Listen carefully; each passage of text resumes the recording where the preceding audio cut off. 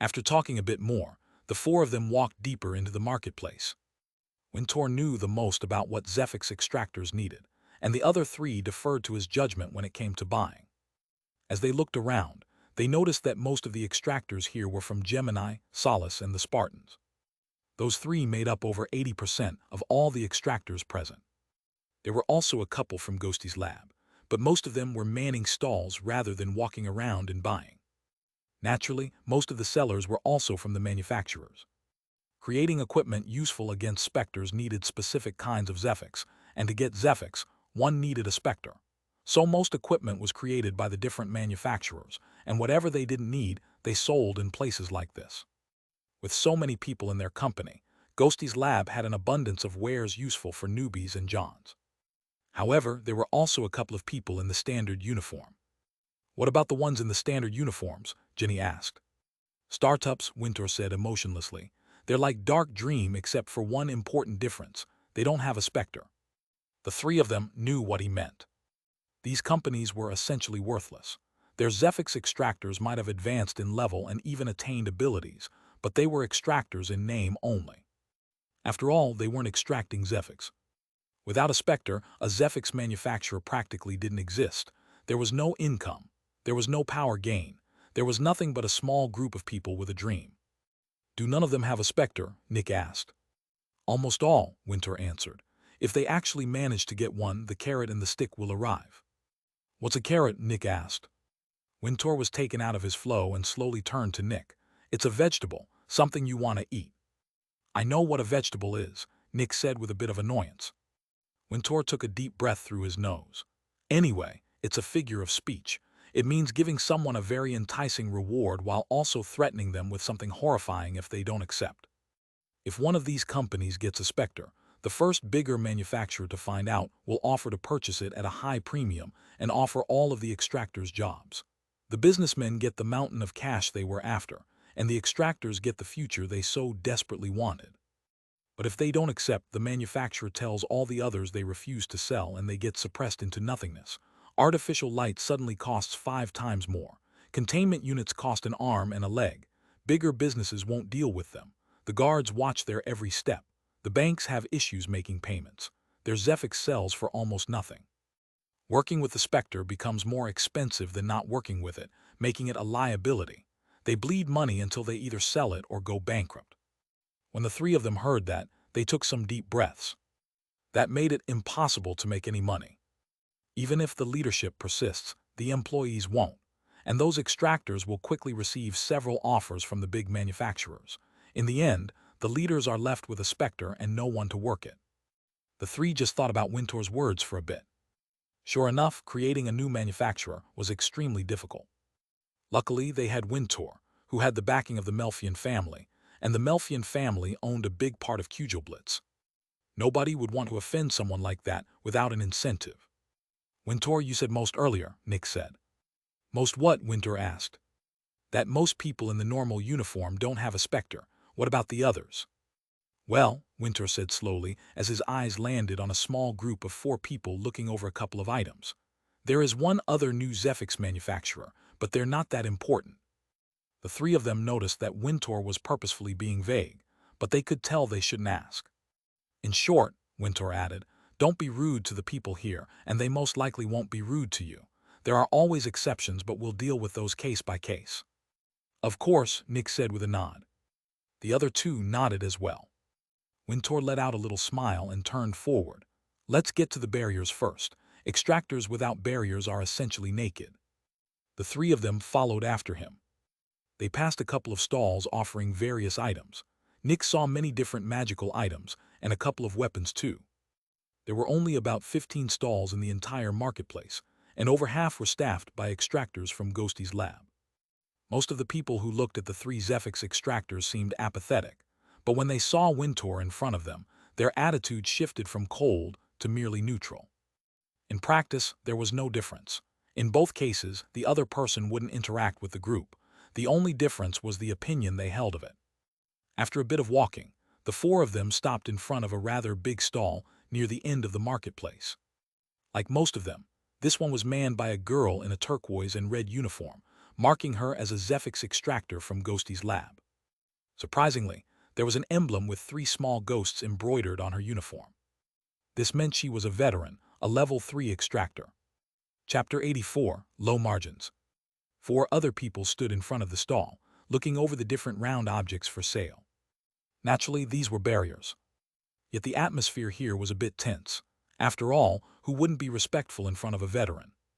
One had to remember that veterans belonged to the top 20% of extractors.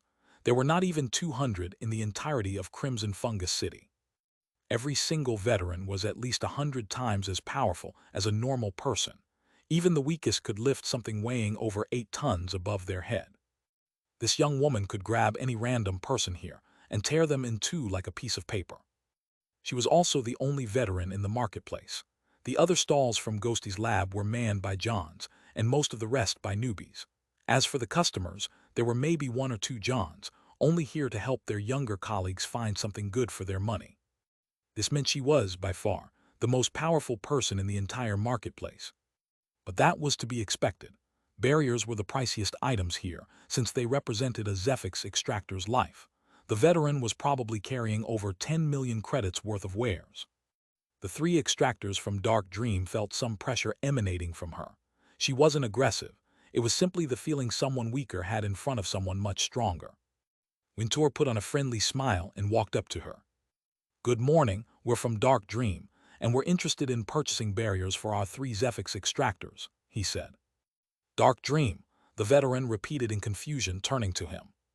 She had never heard of Dark Dream, but when she saw Wintour's suit, her eyes lit up. There might be some money here, she thought. "Of course," she answered with a polite smile. "If I may be so rude, what is your budget?" Wintour chuckled. "No worries, we already know what we're looking for, and it should be within budget." Nick and Trevor didn't notice, but the veteran's eyes hardened for just a split second. Jenny and Wintour did. "Great," the veteran said. "What do you have in mind?" "First, a barrier with a 2-to-1 conversion rate that can block all physical attacks and almost all force attacks," Wintour said. The veteran nodded. "What about mental attacks?" "Not necessary. Form and color." "Color's not important, and I'm fine with a sphere or spheroid." "Activation mechanism." "Manual." The veteran sighed unnoticeably. The guy had perfectly dodged all the pitfalls and every item that put a premium on the barrier. He was searching for something ugly and cumbersome but cheap and effective. "Based on the specifications, I think 250,000 credits should be just right," Wintour said before she could speak. The veteran looked deeply into his eyes. About 2 seconds passed. "Sure, we have just the perfect model for your specifications and budget," she said with a forced, polite smile. Wintour smiled back. The veteran crouched to look under the stall, and a couple of seconds later she put a gray, round plate on the counter. In its center was a tiny gem with gray and bronze colors swirling inside. The plate itself seemed basic and unremarkable. Compared to all the barriers on display, it looked like junk. Yet when Nick saw it, he immediately fell in love. It looked sturdy and reliable. Nick took out his bank card and took a deep breath. 250,000 credits.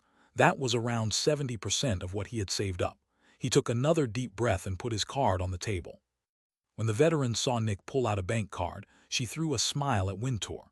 It's rare to see an extractor pay with their own credits for equipment. Jenny and Trevor threw a look at Wintour. Naturally, this was the veteran's revenge for the low-margin sale. Yet Wintour just chuckled.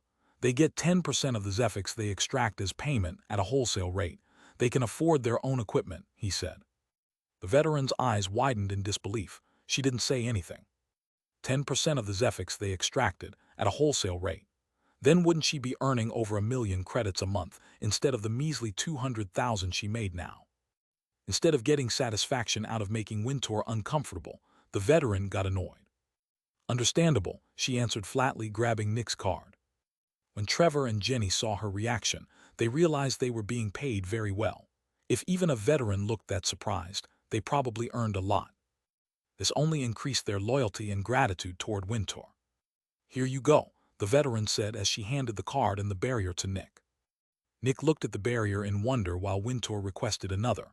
This one had only a 1-to-1 ratio, but it could also block most attacks. The price was only 50,000 credits, and it went to Jenny. The next was identical and went to Trevor. Since Trevor was still pretty new, Wintour paid for it. He would simply dock Trevor's payments until the debt was cleared. "Thank you," Wintour said politely. "Sure," the veteran answered, not even bothering to act friendly. She hadn't made even 20,000 credits in commission from these trades. The three barriers had extremely low margins.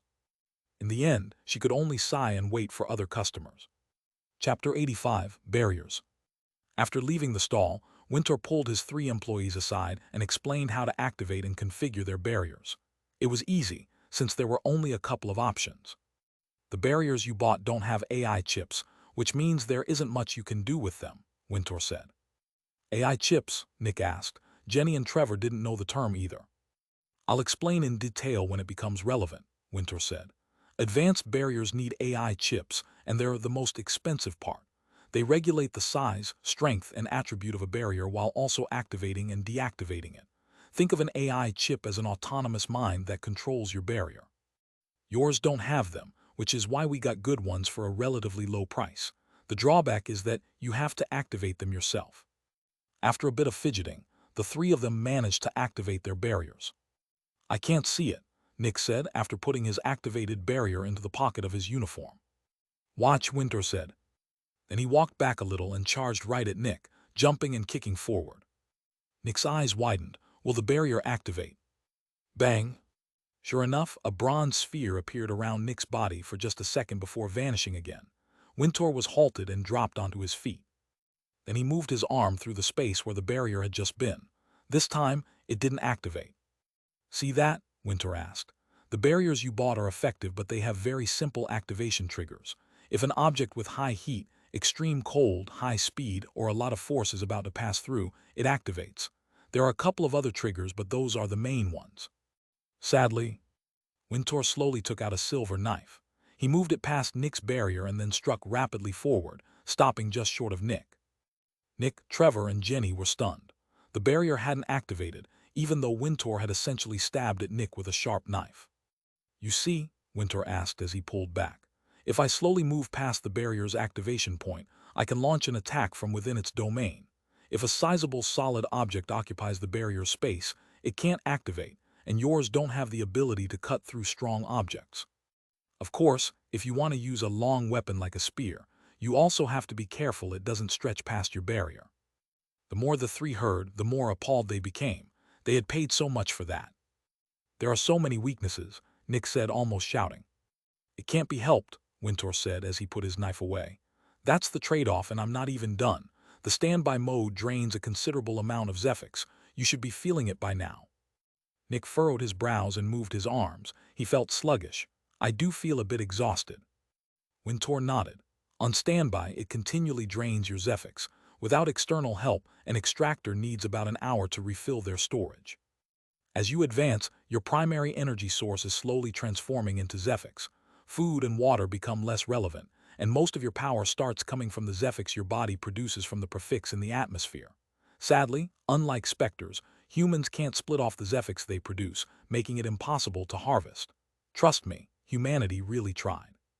Anyway, the Zephyx you use to move and fight will be drained by the barrier until you deactivate it or run critically low. So your barrier has to stay off most of the time, and you activate it manually when you're about to enter battle." The three of them were not big fans. The barriers sounded horrible. "But don't underestimate them," Wintour said. "That one you bought, Nick, should let you confidently win against the Dreamer."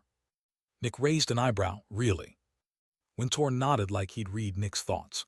"If the Dreamer attacks you, your barrier activates, and it will be stopped just in front of you, stationary in the air. At that point you can use a pipe or whatever to hit it and break some bones. With a weapon, even better.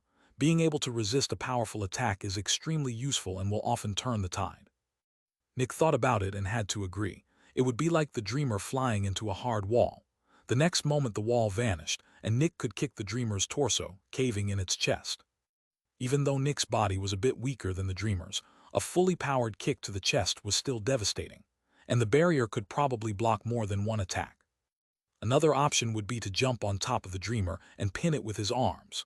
Or, with the barrier, Nick could simply run out of the Dreamer's containment unit without dying. Nick's gaze moved to the pocket holding the barrier. "That is actually way more useful than I thought. Let's take a look at some weapons now," Winter said. Chapter 86, Weapons. The three of them grew excited when Winter mentioned weapons. What do you have left in savings? He asked as he led them to the next stall. About 80,000 credits, Nick said, but I don't want to spend more than 50,000. 60,000, Jenny said. If I don't count the barrier, about 30,000, Trevor said with a bitter smile. Winter had completely paid for Trevor's barrier. Winter nodded. Let's try not to go above 50,000 per person then. Any preferences? Nick looked uncertain. I want to see what they have first. I heard there's something called a gun, Jenny said. Winter nodded. Yes, they sell guns. What are they and how do they work? A gun uses an explosion of power to accelerate a small object to such high speeds that it gains enough force to severely injure someone, Winter explained. The ones we'll look at are made of durable metals and use Zephyx as a power source. Very expensive guns for powerful extractors are made entirely of Zephyx forged materials and shoot other kinds of Zephyx, but those are far beyond you. Why do you ask? I heard I can use guns from far away, Jenny said. I don't like to admit it, but as a woman I tend to be physically weaker than most men. I want something that doesn't rely on my strength. Winter nodded. A rational choice. What about you, Trevor? What do you suggest? You're pretty big, Winter said. I'm not a fighter, but my instructor told me that when you have an advantage, you should make it even bigger instead of trying to bring everything else up to its level. If someone is already faster than most people, it takes enormous work to raise their power and defense to match, and even then it might not be enough against someone strong. But if that same person put the work into their speed, nearly nobody could touch them, making the enemy's power almost meaningless. Since you're already big, I'd suggest a weapon with long reach, something like a spear. Trevor thought and nodded a few times. That sounds reasonable. I'll follow that advice. They reached the stall, and Winter introduced them to the weapons on display. Nick saw all manner of them. Swords, daggers, knives, sabers, spears, lances, axes, clubs, guns, bows, explosives, nets, tridents, traps, ropes, chains, whips, rods, everything. Winter helped Trevor first, and the two looked at the spears, tridents, lances, and rods. Since Zephyx Extractors were much more powerful than normal humans, ranged weapons weren't as overpowered anymore. A normal guard's gun would only get through Nick's skin, but his muscles would block the bullet. He'd bleed, but it wouldn't be dangerous. An initial John would only get a red ring of blood where the bullet hit, and mid-Johns only a small bruise. Peak Johns basically didn't care about normal guns. So melee weapons became relevant again, especially when the enemy was fast enough to close in before someone could aim. After trying a few, Trevor chose a peculiar weapon, a mixture of dagger and spear. In its base form it looked like a dagger with a very wide hilt, but the hilt was made of concentric cones of metal that extended into the long shaft of a spear. This let Trevor use it as a dagger or a spear. Sadly, it wasn't as good as either in their respective modes. The hilt was too heavy and thick for a dagger, and when expanded it was too thin and hollow to block a powerful attack. But Trevor still wanted it, and his reason was solid. As the one taking the subtle missions, he needed a weapon he could hide that still made use of his size. In the end, Winter paid 60,000 credits for it, putting Trevor into a debt of 110,000. But Winter believed in Trevor's ability to repay him and was willing to invest. Naturally, Trevor was extremely thankful and promised to repay him as soon as possible. Next, Winter looked at guns with Jenny.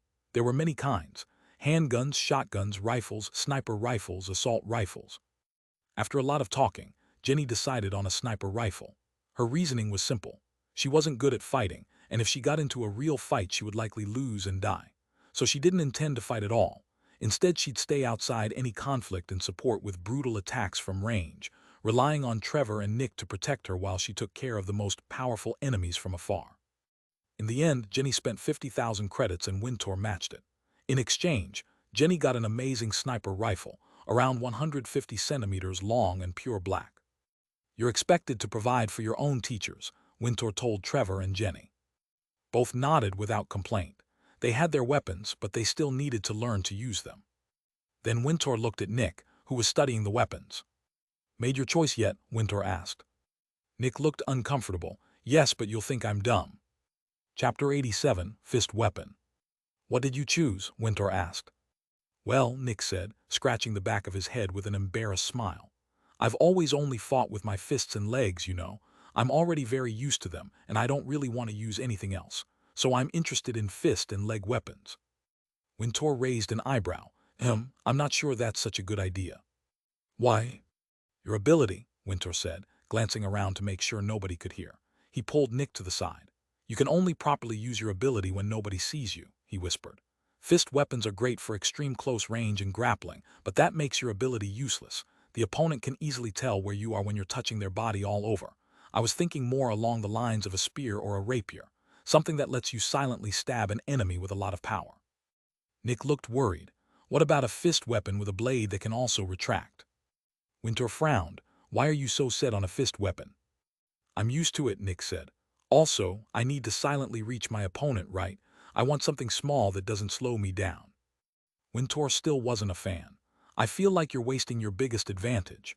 All Zephyx Extractors design their fighting style around their ability, and if you don't, you'll be at a disadvantage against everyone. Specters focus on their abilities too. Nick just looked at Wintour with a worried expression, and Wintour realized it wasn't the look of someone reconsidering, but of someone afraid of angering another person over what they were about to say. Wintour only sighed. Fine, it's your decision. Nick released a sigh of relief. However, Wintour added, I still want you to get something else in case you change your mind. Nick smiled happily. Sure. Wintour massaged the bridge of his nose as they walked back to the stall. Which one do you want? Nick went forward and grabbed a set of cuffs. There were 2 long metallic bracers meant for the shins and 2 for the wrists, but the wrist bracers had an addition. Blades about 30 centimeters long and very wide came out of them, almost like equilateral triangles. They were shaped that way to stay stable and to block attacks, since it was normal to parry with the back of one's hand. To fit the arm, the blades were curved, wrapping around the backs of the hands. When Wintour saw the 4 cuffs, he raised an eyebrow. That's actually not that stupid, but when he saw the price, he frowned. Nick, you need better ones, Wintour said. Nick's eyes widened, but these are already so expensive. Nick, poor people can't afford to buy cheap. Nick's brain froze as it tried to understand. Wintour sighed again. Think about how hard these blades are, and now think about how strong you are with your ability. These are designed for peak newbies, and with your ability, you know, he said, revealing nothing sensitive. Nick looked at the blades and slowly understood. Oh, now I get it, he said. Since poor people don't have money, they buy cheap stuff, but cheap stuff breaks fast, which forces them to buy more cheap stuff. If they had the money, they could buy something that doesn't break and even cost less in the long run. Yes, Nick, that's what the phrase means.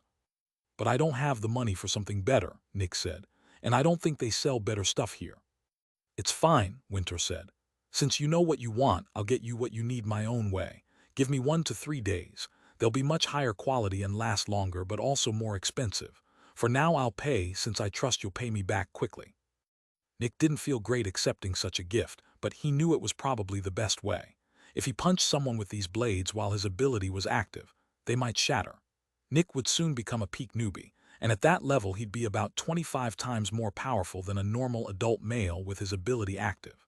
It would be like a rhinoceros charging a wall with the blade on its horn. Because of his ability, Nick had to use equipment made for mid-johns and stronger. Okay, thanks, Wintour, Nick said. Wintour nodded, then turned to Jenny and Trevor. Do you still need something? I don't think we have any money left, Trevor said with an embarrassed smile. Wintour nodded. It was more of a rhetorical question. Jenny and Trevor chuckled politely. Then let's go back, Wintour said. He turned around to. Hey, Winnie. Wintour came face to face with an equally tall man with light brown hair. Surprisingly, the man's face looked very similar to Wintour's, and his hair was the same color. But there were 2 distinct differences. First, he was maybe 2 to 5 years older. And second, he wore the official uniform for Zephyx Extractors with 2 stars on it. That meant he was a level 2 extractor. Chapter 88, Artem. When Wintour saw the man in front of him, his expression turned neutral and apathetic. What do you want, Artem? Wintour asked evenly. Artem smiled brightly. Why, I want to talk to my little bro, he said excitedly, stretching an arm toward Wintour's shoulder. Wintour stepped back and Artem's arm halted. Don't want to give your big bro a hug? No, Wintour said apathetically. Nick furrowed his brows while Trevor and Jenny looked uncomfortable. One didn't need to know Wintour well to see that he didn't want to talk to his brother. There are other people around, Winnie, Artem said, his voice nice but strained. We shouldn't make a scene. Like you're doing right now. Artem frowned at the person who'd spoken. It was Nick. "This is a family matter," Artem said. "We're on a company trip, which makes this a business matter," Nick said, stepping up beside Wintour. "If you need to talk to your brother, please do." "Who do you think you are?" Artem shouted, his polite demeanor gone. "As I said, this is a matter between two members of the Melfian family. Keep out of it, peasant." The power in Artem's voice was dominant, but Nick only narrowed his eyes. "Nick, calm yourself," Wintour said with a bit of annoyance. An arrogant sneer appeared on Artem's face. "Don't talk with the garbageman," Wintour added. Nick blinked in surprise. Garbageman? That was a strange insult. It was an insult, right? It sounded more like a job. A moment later, Nick felt the air around him vibrate and found the cause was Artem. If looks could kill, Wintour would already be in pieces. "What are you referring to?" Artem asked threateningly. "Don't ask questions you don't want the answer to," Wintour answered coldly. "I'm referring to your great bargain, obviously." Artem snorted. "Jealousy is unfit of a potential heir to the Melfian family, Winnie." "Jealous? Of your literal pile of shit," Wintour snorted. "You're probably barely breaking even with it. Any of my hatchlings produce more Zephyx than your worthless adolescent." "You've always been a dreamer, Wintour," Artem said. "Seems like that hasn't changed." Wintour's eyes narrowed as a gleam appeared in them. At the same time, Nick, Jenny, and Trevor grew shocked. The way Artem had spoken the word dreamer was very peculiar. He'd phrased it like he meant something very different. "He knows," Nick thought with furrowed brows. While all the extractors of Dark Dream knew about the dreamer, nobody outside should. Wintour had not made the details public. Nick glanced at Jenny and Trevor. When Jenny caught his narrowed eyes, she rapidly shook her head. Trevor shook his head with a bitter smile. "So you've got some ears," Wintour commented.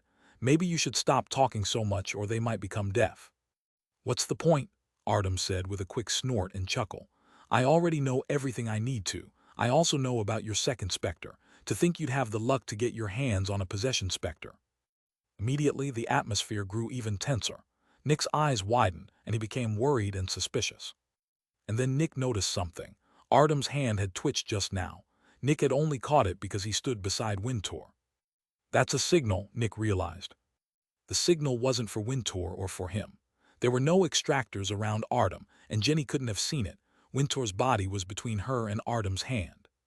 However, Nick turned to look at Trevor, who quickly looked away from Artem's hand. The next moment, Trevor met Nick's eyes and realized Nick had seen. His face turned white. "Oops," Artem said with a smirk. Then he turned to look at Trevor openly. "Shouldn't have asked for so much money," he said with an evil smirk. Jenny gasped and stepped away from Trevor. Nick narrowed his eyes. Trevor had been a bit suspicious from the start. His interview had been too smooth, and he'd seemed way too perfect for the role. It was almost like he was a born Zephyx Extractor. He had a powerful will, was extremely good with people, was tall and strong, and most of all, intelligent and cunning. He was just too good at everything. It had been almost impossible not to hire him. Trevor looked at Artem with a shocked face, like he couldn't believe what he'd heard, like he'd been thrown into a nightmare. "I told you," Wintour said evenly to Artem.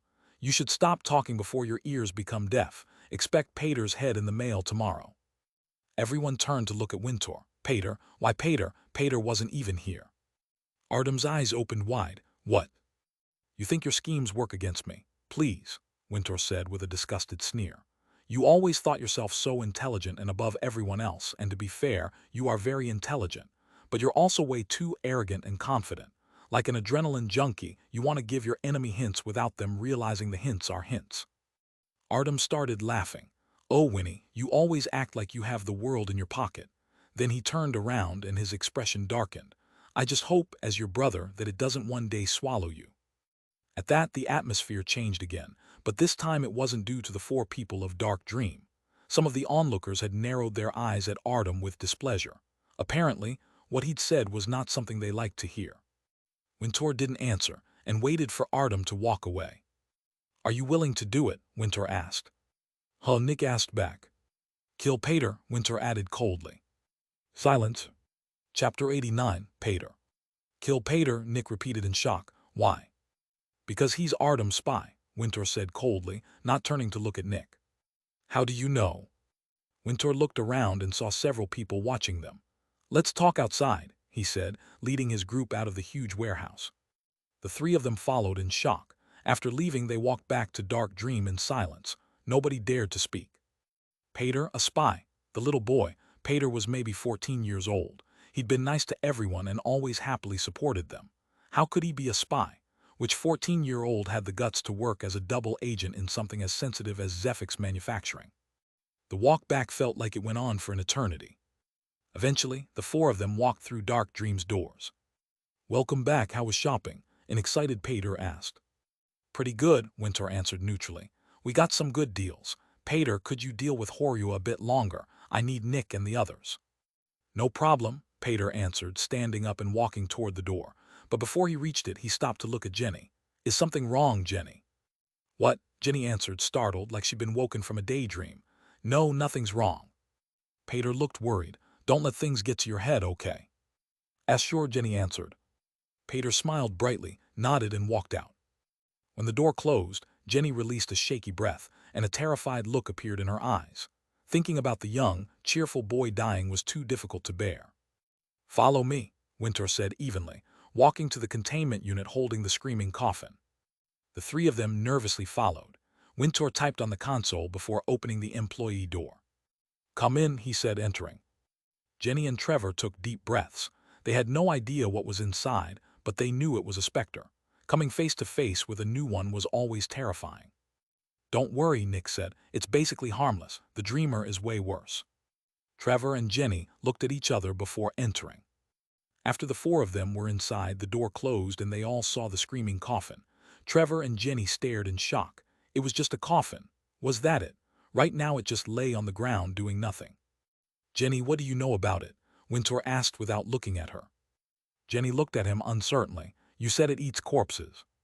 Winter nodded. "Trevor, what do you know?" "That it screams a lot," he said, realization appearing in his eyes. Nick and Jenny hadn't caught on yet. Winter turned to his three employees. "I told each of you different details about the screaming coffin. Nick knows everything since he caught it and works with it. Trevor knows that it screams a lot. Jenny knows that it eats corpses. And Pater knows that it's a possession specter. None of you are privy to what I told the others, and you barely have time to meet during the day to exchange information. I also told all of you not to share your information with anyone but Nick. Artem said he knows I have a possession specter, and only Pater knew that.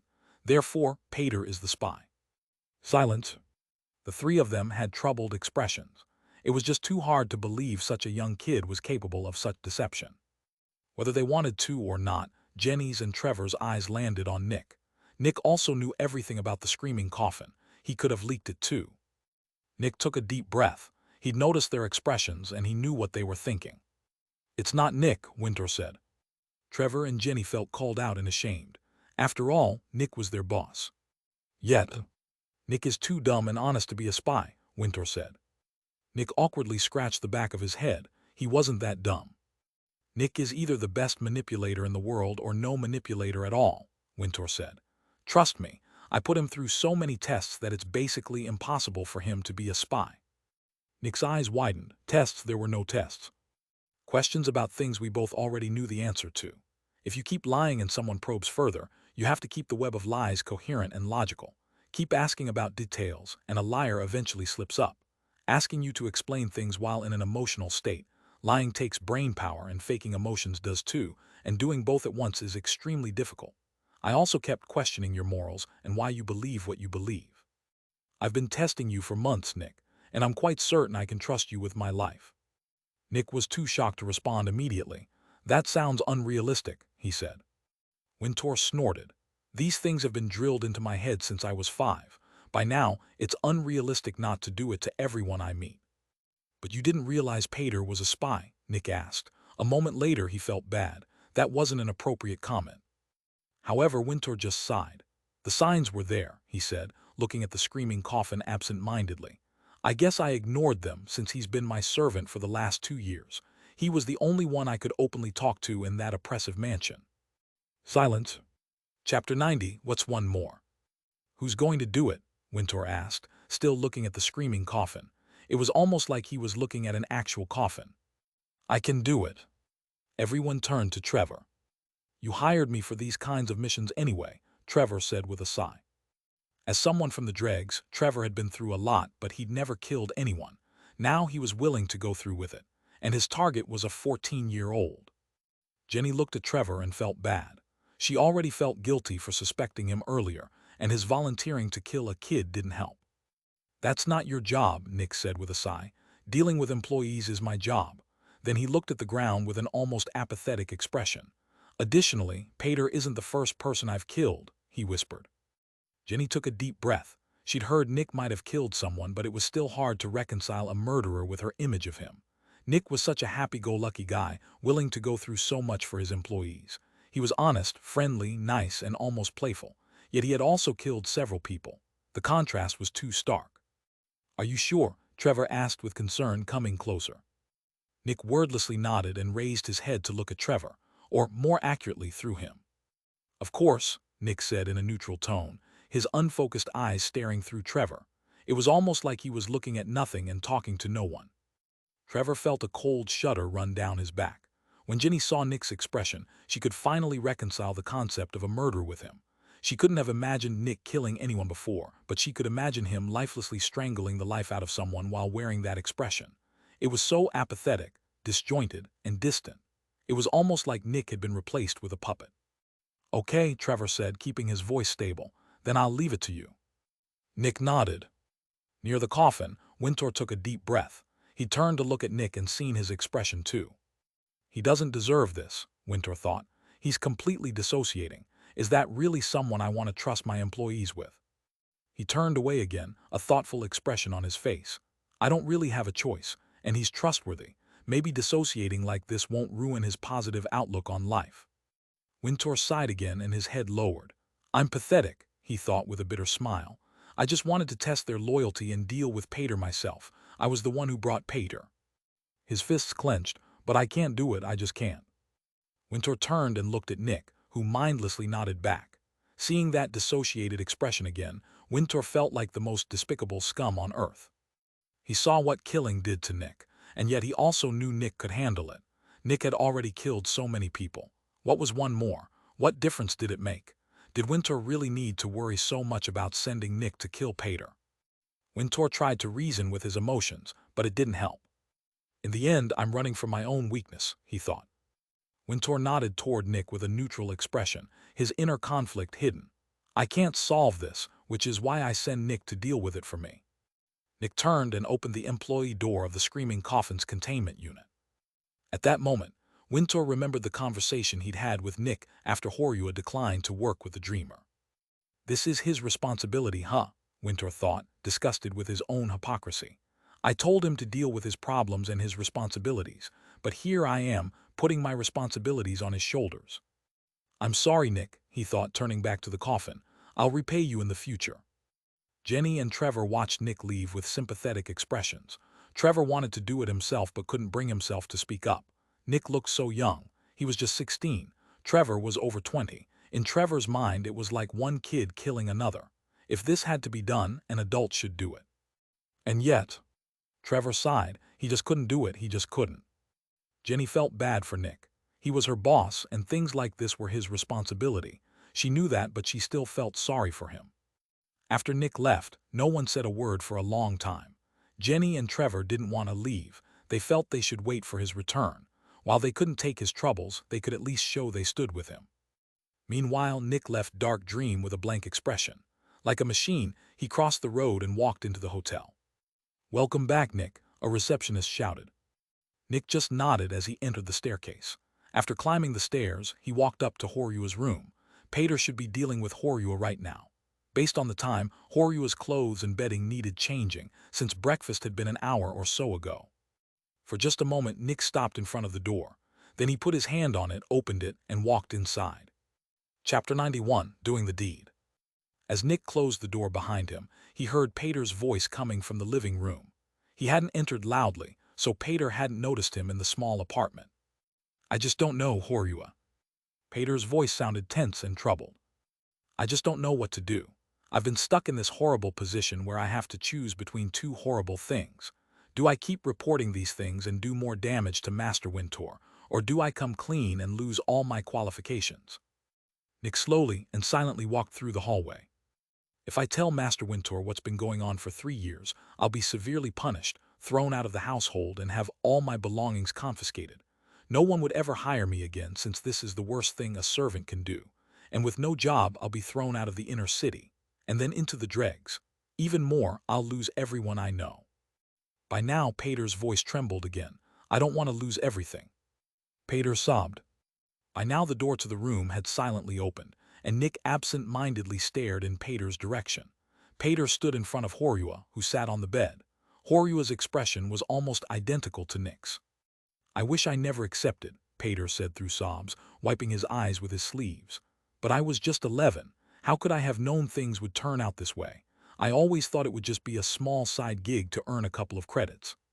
Pater took a deep, shaky breath. "Who could have guessed?" Crack! A splash of blood appeared on Horua's face. Pater's body fell forward, his face hitting the edge of the bed. The back of his head was completely smashed in, parts of his brain scattered across the room. Nick stood behind the corpse, his right hand covered in blood and brain matter. He looked down at Pater's body. Then he slowly bowed and grabbed Pater's neck. "Siarke, siarke, siarke." When the neck stopped resisting, Nick stood up. For a couple of seconds he looked at Pater. His eyes were wide open. His mouth hung open. A pool of red was rapidly growing beneath him. Nick just watched for a bit. Then he walked to the side and grabbed one of many rolls of paper towels. Pater had bought a bunch to deal with Horua's messes. Leaving the room every time to get something to clean was unnecessary. Nick unrolled it until he had a huge ball of paper towels, then shoved it into Pater's open skull. After grabbing more, he put them into Pater's mouth and nose, which were also bleeding. Then he took one of several bags and pulled it over Pater's head, fastening it with straps. Nick lifted the corpse onto one of the rugs in the room. This was an expensive room, which was why it had something as luxurious as rugs. Lastly, he rolled the rug up with the body inside and set it to the side.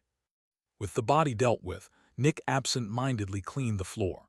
It took several minutes and many towels, but eventually he got everything.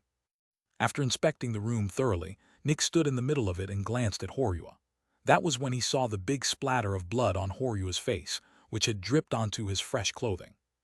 A kind smile appeared on Nick's face.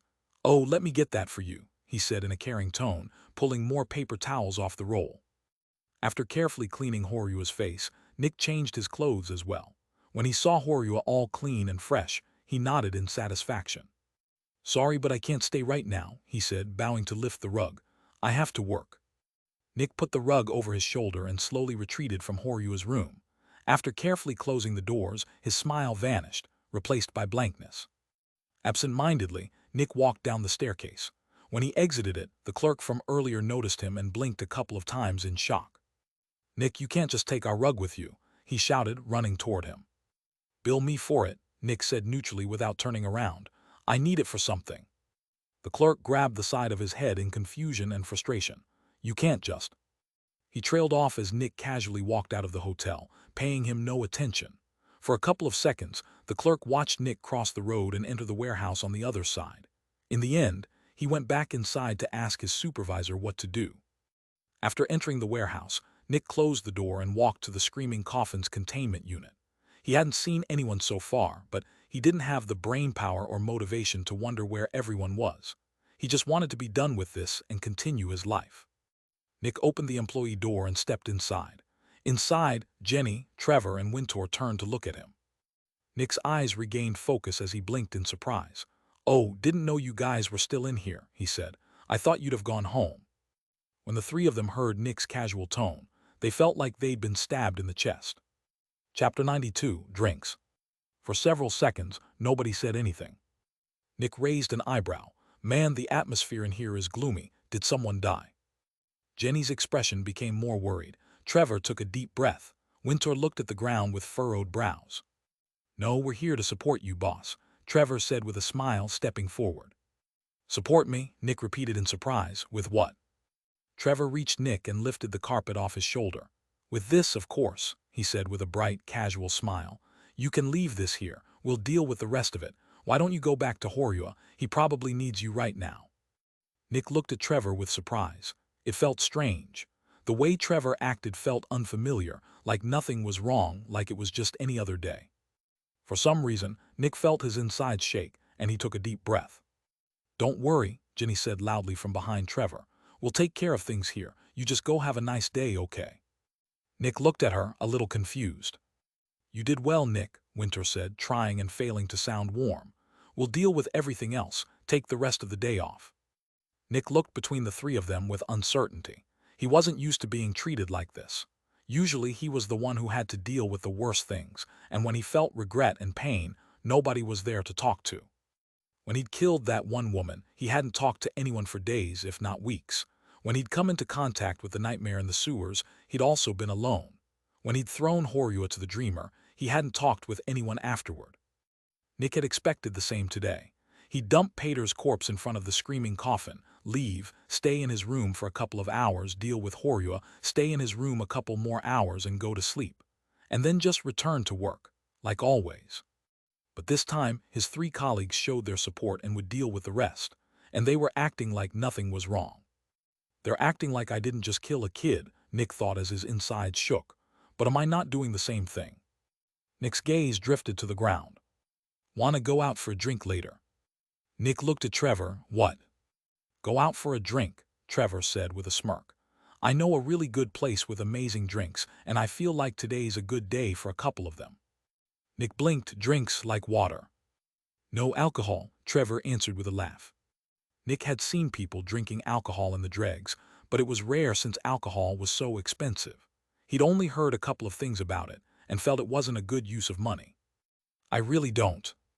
Oh, come on, Trevor said, stepping forward to lightly hit Nick's shoulder. Don't knock it till you try it. If you still don't like it after, you can stop. And if it's that much of an issue, just view it as being polite to me. So what do you say? You interested? Nick looked at Trevor with a mix of absent-mindedness and confusion for a while. Then he just nodded without thinking. Great stuff, Trevor said with a laugh, hitting his shoulder again. I'll get you at 3, okay? Sure, Nick answered on instinct. Sounds great, now get out of here. You've got some relaxing to do, Trevor said, pushing Nick toward the door. Nick didn't resist, and before he knew it, he was outside the containment unit. The door closed behind him, and he was alone. For several seconds he just looked forward, not focusing on anything. Finally, he slowly walked toward his room in the hotel. Meanwhile, inside the containment unit, Trevor released a big breath and wiped some sweat from his head. Turning around, he saw Jenny and Winter looking at him. What? Trevor asked. I couldn't just leave the poor guy like that. He probably went through some rough shit today. A smile appeared on Jenny's face.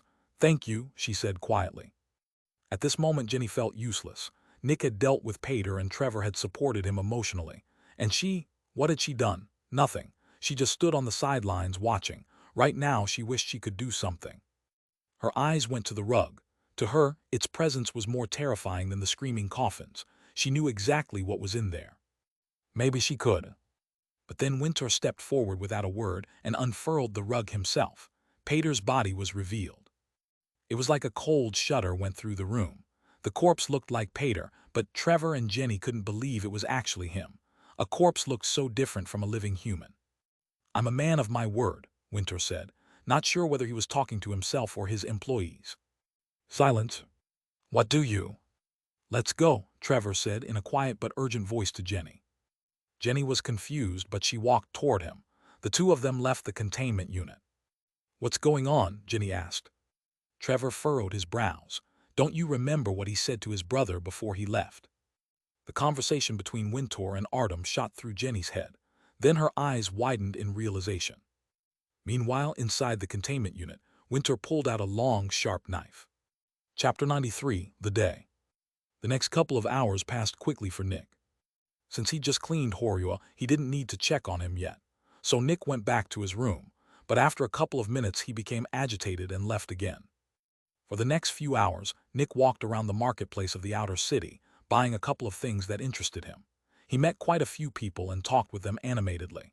Usually he didn't start conversations with strangers, but today was different. He was in the mood to strike up conversations everywhere.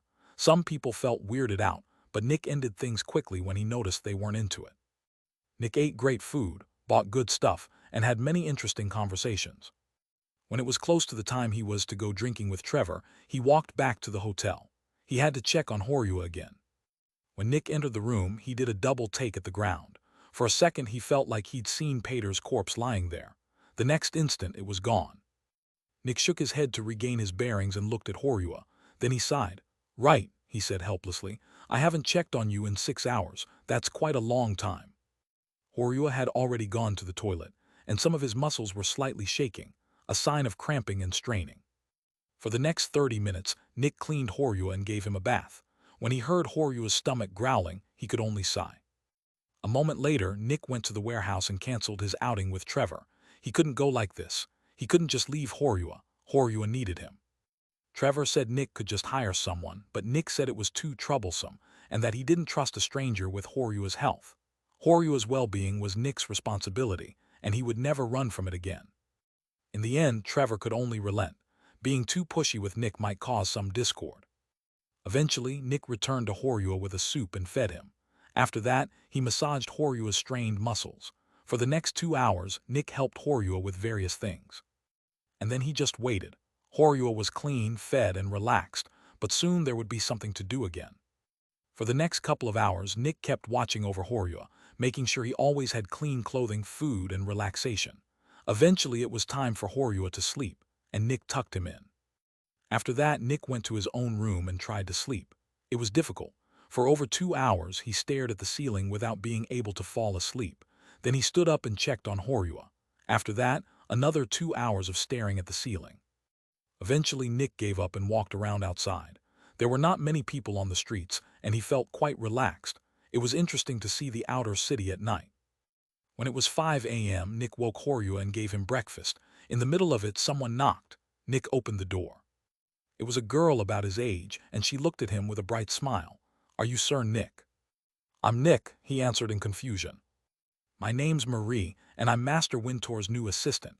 I'm looking forward to working with you," she said with a chipper voice and a polite bow. "Oh," Nick said in surprise. "Right, that makes sense. May I come in?" "Sure," Nick said, letting her in. Marie looked around and entered Horua's room. "This is Horua, correct?" Nick nodded. "Could you teach me how to take care of him?" Sure," Nick answered. For the next hour, Nick instructed Marie, and she listened attentively. After making a timetable, she read it back to him and asked if it was okay. Nick nodded. She would check on Horua every 2 hours and did everything perfectly. "Thank you, sir," Marie said with a sweet smile. "I'll take care of things for now." "Of course," Nick said with a smile. By now he'd gotten familiar with Marie, and he liked her quite a bit. Nick left Horua's room and entered Dark Dream. He could tell Wintour was already there, since the big lock on his office had been opened. Wintour's hours were almost identical to Nick's. If he didn't have a meeting, he was available from about 6 a.m. to 4 p.m. Times chosen so he'd meet all his employees at least once a day. He'd meet Nick and Trevor in the morning and Nick and Jenny in the afternoon. Nick had nothing to discuss with Wintour right now, so he walked toward the screaming coffin. "Oh right," Nick thought on the way. "I forgot to feed the screaming coffin yesterday." Yet when he entered the containment unit, he saw the coffin just lying there. Someone fed it already. That was when the image of Pater's body shot through his mind. Right, not sure how long that'll keep the coffin busy. His body wasn't very big. Nevertheless, Nick left and went to the Dreamer. Seems like Trevor didn't take a day off, he thought when he saw the sleeping Trevor in front of the Dreamer. After a bit of talking, Trevor left and Nick sat down. Sleep didn't take long to arrive. The Dreamer made sure of that. Chapter 94, Favor. Eventually, Nick was woken by Jenny. "Hey, how do you feel?" she asked. Nick took about a second to process the words.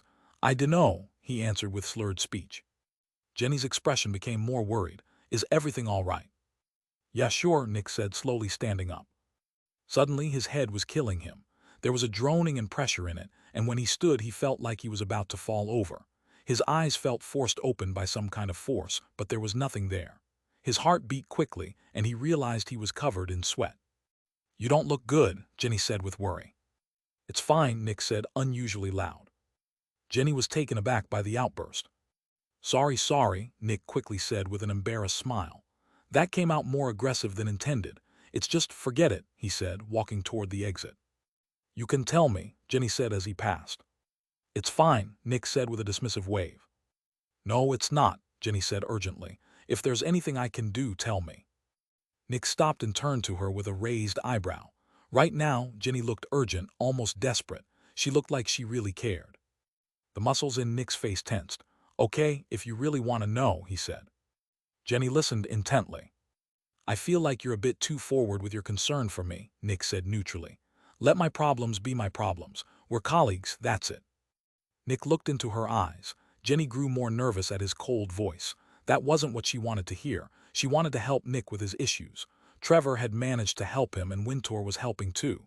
And she hadn't done anything. She just wanted to listen to Nick's worries and help him deal with them. That's how it was with her and her partner. Whenever one of them had issues, the other listened and helped. Maybe one of them would cry, and everything would be better after. Yet Nick had rejected her help very clearly. You seem too eager to help others, Nick said. Sometimes the biggest help is not helping. Jenny still looked uncertain. Okay, sorry, she eventually said. Nick nodded and walked out. In his mind, Jenny seemed way too eager to help with something that didn't need any support. As Nick walked out of the containment unit, he thought about all the things he'd help Horua with today. He had a lot to do, and Horua needed help with all of it. Nick, I need you real quick. Nick looked over and saw Wintour standing at the entrance to his office. Sure, Nick said, walking in. Wintour sat down and Nick closed the door. Then Wintour took out a briefcase. It was made of silver metal and wasn't very big, but Nick saw Wintour's arm strain when he lifted it. Open it, Wintour said, pushing it toward Nick. Nick slowly opened it. When it was fully open, a silver sheen reflected on his face and his eyes widened in shock. Inside were 4 silver braces, 2 for his wrists and 2 for his legs. The wrist braces had long, rounded blades on them. Except for the color, they looked almost exactly like the ones Nick had shown Wintour yesterday. These are for me, Nick asked. Wintour nodded wordlessly. Nick slowly lifted one. Heavy, one wrist brace weighed over 20 kilograms. That was insane. Nick was very strong, but casually carrying 20 kilograms on a wrist was still straining. I ordered them to be just right when you reach the peak of the first level, Wintour said. No sense giving you weapons for the late first level just for them to become obsolete in a week or two. With some training, you should be able to walk around with them casually and use them relatively well. However, they only show their real power when your ability is active. Then Wintour turned around, looking away from Nick. Almost immediately, the cuff in Nick's hands became very light. Naturally, it hadn't changed in weight, it was just his ability activating. Nick moved it around and liked the weight a lot. It felt great. Wintour turned back, and the cuff returned to being quite heavy. For now, you have to deal with the weight, Wintour said, but that should help you get used to them. Nick nodded. How strong are they? Your body will turn to ash before you have to worry about them, Wintour said neutrally. Your wrist will break into pieces before even a scratch appears on them. Nick took a deep breath. How expensive were they? Wintour released a sigh. A favor. A favor? Wintour nodded. I didn't buy them for money but for a favor. Nick gulped. That probably meant they were too expensive for the current dark dream. He felt guilty and ashamed imagining how much Wintour must have paid. He just wished he could repay him. Ironically, that was exactly what Wintour thought while buying the weapons, but the other way around. He just hoped they could serve as a small repayment for what Nick had done for him. But I didn't sell that favor cheap, Wintour said with a smirk. Next, he stood up and grabbed something very heavy from below his desk. Bang! The entire table shook when Wintour put another heavy briefcase on it. This one was much bigger and obviously much heavier. I told you I also want you to train in a weapon of my choosing. Well, here it is, he said, shoving it forward. Chapter 95, Burden. Nick looked at the heavy briefcase in shock. That looked really heavy. Wintour had basically used all his power just to lift it onto the table. The briefcase was about 150 centimeters long and nearly half a meter wide. Nick wasn't sure what was inside. A big sword, a club, a rifle. Nick slowly opened it. His eyes widened in shock. 5 very long, thin spears. They're throwing spears, Wintour said. Throwing spears? Wintour nodded. Your ability doesn't increase the Zephyx in your body from what I've seen. It only increases your physical power. There are guns that use an extractor's Zephyx as a power source, so a stronger extractor unleashes a stronger blast. But such a weapon wouldn't take advantage of your ability. Guns use Zephyx. You use muscle. Since you're set on using your arms and legs as weapons, I thought a ranged option would be a good addition. These throwing spears need a lot of power to throw, but their power is incredible. A projectile's force is mass times acceleration. Guns use little mass and lots of acceleration. Your spears use a lot of mass and little acceleration. Well, little by a gun's standards. When you throw one, it will still be quite fast. Nick grabbed a spear and lifted it. It probably weighed about 30 kilos. That was extremely heavy for a throwing spear. But considering Nick would soon become a peak newbie, plus his ability, the weight made sense. As a peak newbie, Nick would be about 5 times as powerful as an average adult male, and with his ability, 25 times. Scaled to a normal man's power, one spear would weigh only a bit more than a kilo. Throwing a 1-kilo spear sounded reasonable for an adult male. Nick could definitely throw a 30-kilo spear with a lot of speed. What would that even look like? Probably akin to a harpoon shot, if a human were hit by that. Many possibilities shot through Nick's mind as he looked at the 5 spears. I'm not very good at aiming, Nick said. Well, you have to learn, Winter answered. Everyone needs to train with their weapons and you're no different. I already found a teacher for you. He's ready to start and just waits for the signal. When do you want your training to be each day? Nick's mind blanked and Horyua's image shot through his head. Can that wait for now? Winter frowned. Why? I need to take care of Horyua. I'll just hire a second servant, Winter answered. Nick became uncomfortable. I don't know. Winter's expression turned solemn. How long will this continue? He asked seriously. What do you mean? How long until you finally let go and accept some help? Winter said. Yes, the boy's current condition is your responsibility, but nothing you do now can fix that.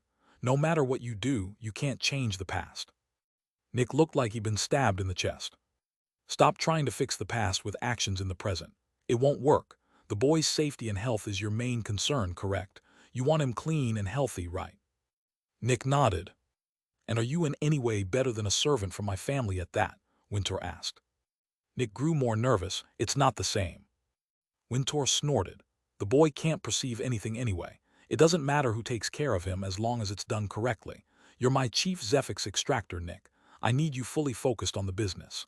For what I'm paying you and with Dark Dream's future potential, I could hire a veteran. Nick, I need you on board. You're not a random employee who does their time and forgets about work after. You're a chief officer of this company. Your pay and value are intrinsically tied to the business's success. I just want to take care of him, Nick suddenly shouted. Silence. Winter looked at him. Nick, it's not like you'll never see him again, he said calmly. You can visit him any time of day. If you want to sit beside him while he's fed, go ahead.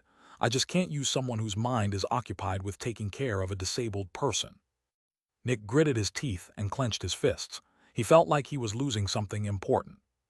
I need some time to think about it, Nick said with a strained voice. Winter frowned but didn't immediately answer. Fine, he said. Important decisions need time to simmer. We'll talk tomorrow morning. Come to my office before you work with the dreamer. Nick nodded and turned to go. I think you forgot something, Winter said. Nick turned back and saw Winter motioning to the 2 suitcases on the table. Oh right, Nick said absent-mindedly. He put the weapons back into the suitcases and carried them out of the office. After the door closed, Winter released a sigh. Well, it could have gone better, but I got my point across, he thought. Meanwhile, Nick carried the 2 suitcases out of Dark Dream and into the hotel across the street. After entering his room, he set them aside, left again, and entered Horyua's room. When Nick saw Horyua perfectly clean and healthy, he felt his insides shake. Marie had taken good care of him. Nick just silently looked at Horyua for a while. Chapter 96, I'm sorry. There was nothing for Nick to do in Horyua's room. Marie had taken care of everything. So Nick just sat down beside Horyua and started to talk. When will you wake up? He asked, not looking at Horyua. Naturally, Horyua didn't answer. You've been like this for over 3 months now, and you show no sign of improvement. No answer. You're going to turn 12 soon. 3 months gone just like that. Nick sighed. But what am I supposed to do? I didn't want it to end up this way. I wanted to give you a future. But of course, I was an absolute idiot and forced you into something when you weren't ready. I can't believe I actually asked a child to work with the dreamer. If anyone else had done that, I'd think them cruel and stupid. Nick sighed again, and yet it was me. I was the one who did that. He turned to look at Horyua, and now you're like this because of me. Nick took a shaky breath. I honestly don't know what to do. What can I do to make this right? I looked after you for 3 months and I'll keep looking after you until you're better. But isn't there something else I can do? Anything on top of that? Anything? Should I bring you something? Should I buy you something? Nick was silent for a while. I don't know what to do, Horua, he said. Silence. Nick sat beside him for several minutes, lost in thought. Horua just kept staring forward with dead eyes. It feels like regret and guilt are eating me up from the inside, Horua, Nick said with a shaky voice. Whenever there's a quiet moment, the droning in my chest gets louder and louder until I'm overwhelmed. I just want to make this right. I just want to help you. I know I fucked up, Horua, but I'm going to do everything in my power to help you, Nick said with conviction, turning to look at him. I'm going to make this right, no matter what it costs, no matter what it takes. Yet Horua didn't look at him. He just kept staring forward. Seconds and minutes passed. There was nothing for Nick to do since Horua didn't need anything right now. He didn't have any work either. To top it off, the lack of sleep made it harder to think. Time seemed to pass quickly 1 second, then very slowly the next. It was like time was coming in waves, and Nick's perception of it was warping. He didn't know how long he sat there, but it wasn't long enough for Horua to need anything. I'm sorry, Horua, Nick whispered. Tears formed in his eyes as his breathing quickened. I'm so sorry, I fucked up, Horua, I'm sorry. I didn't want any of this to happen, I just wanted to help you. I'm so sorry. By now, Nick's tears were rolling down his face. He didn't dare look at Horua. He only looked at the ground. I'm sorry, please wake up, I'm sorry. For a long time, Nick cried, repeating that he was sorry over and over, still looking at the ground. Slowly, he put his face in his hands, and his sobbing grew more intense. After a while, Nick wasn't even sure what he was crying about anymore. There were so many reasons. The people he killed, Pater, Horua, the things he'd done in the past. With his tired mind, they all swirled together into a mass of guilt and suffering. Everything was shit. Nick had done the most horrible things. He was responsible for Horua's condition. He'd killed another kid just yesterday. He'd killed over 10 people within the last week. Nick was practical due to his life in the Dregs, but he wasn't a cold-hearted monster. He didn't want to do these horrible things. And yet, for one reason or another, they'd still happened. Everything was horrible. Yesterday was horrible, today was horrible, tomorrow would be horrible. Why was he doing all this? Money? Fame? What was the point when he felt his insides consuming him in moments when he should feel calm and content? Eventually, Nick was pulled out of his thoughts by Horua needing to be cleaned again. Unlike when he'd entered the room, he now didn't feel like helping. The task felt so difficult and lengthy. Nevertheless, Horua was his responsibility, and Nick cleaned him and changed his clothing. When he was done, he just absent-mindedly looked at Horua. After crying for so long, how did Nick feel? Like shit. People said crying helped in dealing with emotions, but Nick felt none of that. He just felt hollow and horrible. Everything he had to do felt like a daunting task requiring a mountain of effort. After looking at Horua silently for a while, Nick left to buy food for the two of them. When he was done feeding Horua, he put him to bed, even though it was too early for Horua's bedtime. It's fine if he goes to bed a couple hours early one day, Nick thought. After putting Horua to sleep, Nick went to his own room and fell into bed. He didn't even change his clothing or drink anything. He just didn't care anymore. Nothing mattered. He just wanted his consciousness to vanish into the blissful oblivion of sleep. Nick didn't move in his bed, and just a couple of minutes later he fell asleep. Finally, he didn't have to face the world anymore. Chapter 97, Effort. Nick woke up. He just stared at the ceiling. He didn't think. After several minutes, his eyes moved to the clock in his room. 5 a.m. considering he'd gone to bed around 6 p.m. He'd slept about 11 hours. Nick wasn't sure he'd ever slept this long. I don't want to work, he thought. I just want to keep lying here, I just want to. I don't know what I want. The past day shot through his mind. As soon as he remembered the last 2 days, his jaw clenched and he felt a dark hole opening up in his chest.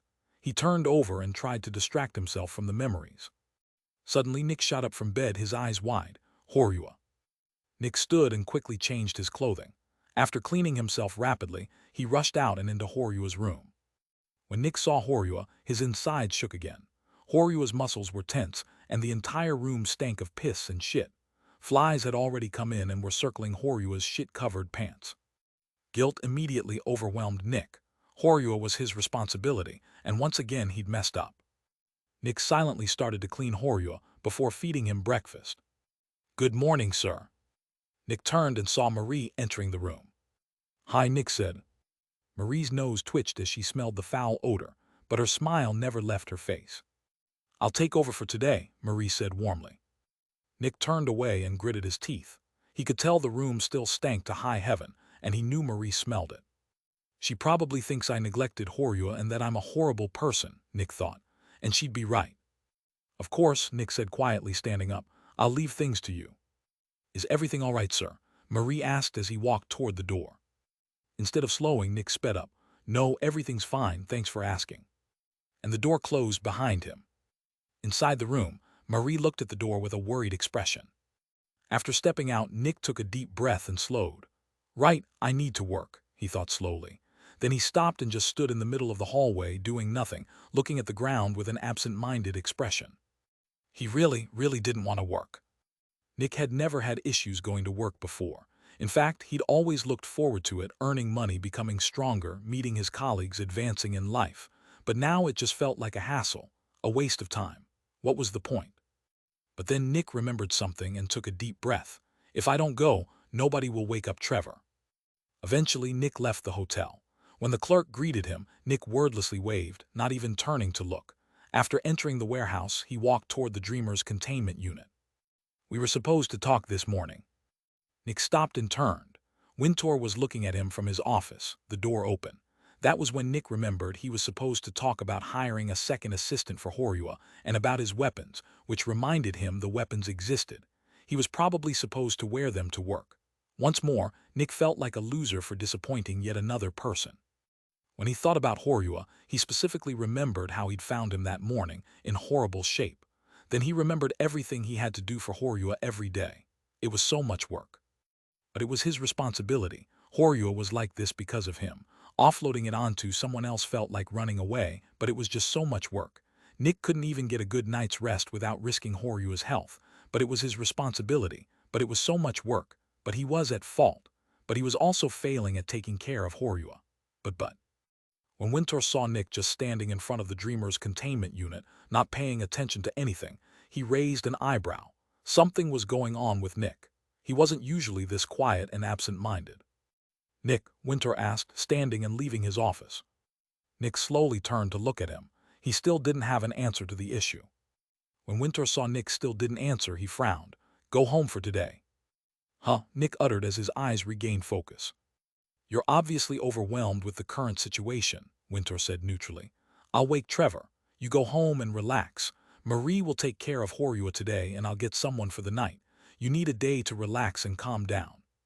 Suddenly, Nick felt lost again. A day of relaxation. What was he supposed to do with that? Now I can't even work with the Dreamer anymore. I can't take care of Horua. I can't remember the things I have to do. Other people have to do my work. Other people have to take care of Horua. I'm a failure. Nick felt the black hole in his chest growing. I have a useless ability, don't know how to lead my employees and cause problems for everyone else. I'm a failure. Sure, Nick said absent-mindedly as he turned to leave the warehouse. Wintour watched him go with furrowed brows. Then he started to scratch his chin as his eyes narrowed. Chapter 98, A Long Morning. Nick absent-mindedly left Dark Dream and walked to the hotel. Without talking to anyone, he entered his room and fell onto his bed, and just stared at the ceiling for several minutes. Nick felt like he was thinking about something, but he had no idea what. He just kept looking and thinking. About 10 minutes later, he turned onto his side and looked at the wall. He still wasn't sure what he was thinking about. I didn't want to work, and now I don't have to work. Silence. I don't know. I don't even know if I'm happy I don't have to work or not. Now I'm just lying here doing nothing. Eventually, Nick closed his eyes. I don't care anymore. I'll just go to sleep. Time passed. 30 minutes later, Nick opened his eyes again. He hadn't fallen asleep. He just slept 11 hours and his body didn't need nor want sleep. He felt like he was wasting time lying there, but his legs felt so heavy and hard to move. And what was the point of going out? After eating or talking to someone, things would just return to this state anyway. All of it was just momentary distraction between periods of pain. None of it would change anything. Why stand up and do things? So Nick just kept lying there, not knowing what he was thinking about. Time passed. Nothing was happening. Nothing was changing. Nick noticed some trash on the floor. It annoyed him, but cleaning it up felt like such a momentous task. I can't even clean up my own room, he thought. It's bothering me, but instead of cleaning up, I just keep lying here. Silence. I'm a failure, I'm a burden, I'm a murderer. Silence. Nick's back bent as he pulled his knees to his chest, lying on his side. He felt his chest tensing up. I'm pathetic. Time kept passing. Nick's mood didn't improve. Eventually, he had to go to the toilet and drank a bit of water. After standing up, he didn't want to lie down anymore. Instead, he just sat on his bed. Minutes passed as he looked at the ground. Nick kept thinking about Horua and kept remembering he didn't need to worry about him today. There was nothing for him to do, nothing he wanted to do. As time passed, Nick's emotions grew louder and he wanted to let them out. Sadly, he couldn't let out his rage or the entire room would break. And remembering how he'd felt after crying yesterday, he didn't dare cry. If he'd simply kept all his emotions inside, he wouldn't feel like shit right now. Crying had been a mistake and he wouldn't repeat it. So Nick was stuck with his current emotions, and they just kept festering inside him with no way out. Eventually, he heard kids playing outside the hotel. Compared to the Dregs, the outer city had more children and they were happier. They usually started playing between 8 and 9 a.m., which meant 2 to 3 hours had passed. Nick had wasted the entire morning staring at the wall and ceiling, and nothing had improved. He felt just as horrible as before. As the kids playing grew louder, Nick's feelings changed. He became angry. Here he was, feeling horrible pain and guilt, while outside kids happily played and adults happily went about their lives. The bright light from outside seemed to burn the proverbial darkness in the room. Nick clenched his fists in rage. It was so unfair. He felt so horrible while others felt so good. He hated it. He just wanted everyone to shut up. He just wanted everyone else to feel the same pain. And yet, Nick knew he'd never truly do anything like that, which made him feel even worse. He wasn't being a nice person right now, but he wasn't decisive enough to be a bad one either. It was just a shitty middle ground. Being in this room sucked. Being outside sucked. Being awake sucked. No matter what he did or where he went, it didn't matter. It was all the same anyway. Nick curled up on the bed, violently grabbing his head. Why was everything horrible? Why was his job horrible? Why was the city horrible? Why was life horrible? Why was he horrible? Nick couldn't find anything good about his life. Although there was one thing, sleep. Nick just wanted to sleep. During sleep, he didn't feel these things, but he'd have to wait at least 12 more hours until he could sleep again. Eventually, Nick felt his eyes grow wet again, but as soon as he noticed, he buried the urge to cry. He'd seen what happened last time and he wouldn't do it again. Nick pushed everything he was feeling back, deep into the most remote corners of his mind. After some minutes, he slowly sat up. With an absent-minded look, he stared at the wall again. The playing outside was so loud. He felt like his entire world was shaking. His heart rate and breathing sped up. Things can't keep going like this. Now Nick knew what he was thinking about. Sweat broke out across his body. His eyes focused on the wall. His lips trembled. The playing outside was so loud but distant. His room felt so gray and devoid of meaning. Nick gritted his teeth and clenched his fists. He said slowly. His heart was banging in his ears. I wish. Chapter 99, Something to Do. I wish. Nick's body began to shudder as his jaw tightened. His breathing was rapid, and he tried his best to say the sentence. I. Nick gritted his teeth. And then his body lost all strength, and he fell back onto the bed. I can't do it. At that moment, Nick began to cry loudly. I just can't do it. How pathetic am I that I can't even kill myself? How pathetic am I that I even want to kill myself? I always saw the people who said the sentence as weaklings, even if I didn't want to admit it. I knew I was stronger than them, and yet I just want this to be over. There's nothing left.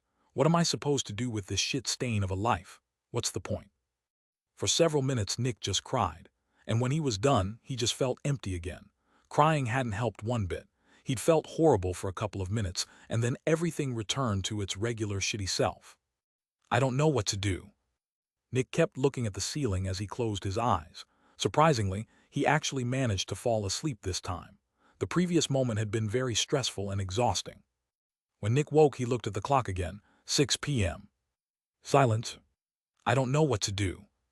Nevertheless, after a couple of minutes, Nick stood up and left his room.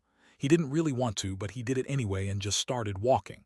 There were still many people outside, but the crowds were thinning. As always, the sun shone directly onto Nick. It was just as hot as always. As he walked, Nick wasn't looking at anything in particular and had no goal in mind.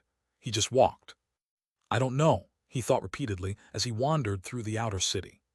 Some people greeted him, but Nick waved them off with a curt answer. He saw interesting things to buy but wasn't interested. He saw delicious food, but it didn't appeal to him, even though he hadn't eaten in nearly 24 hours. He just kept walking. "Sir, please wait a moment." Nick stopped as two guards appeared in front of him.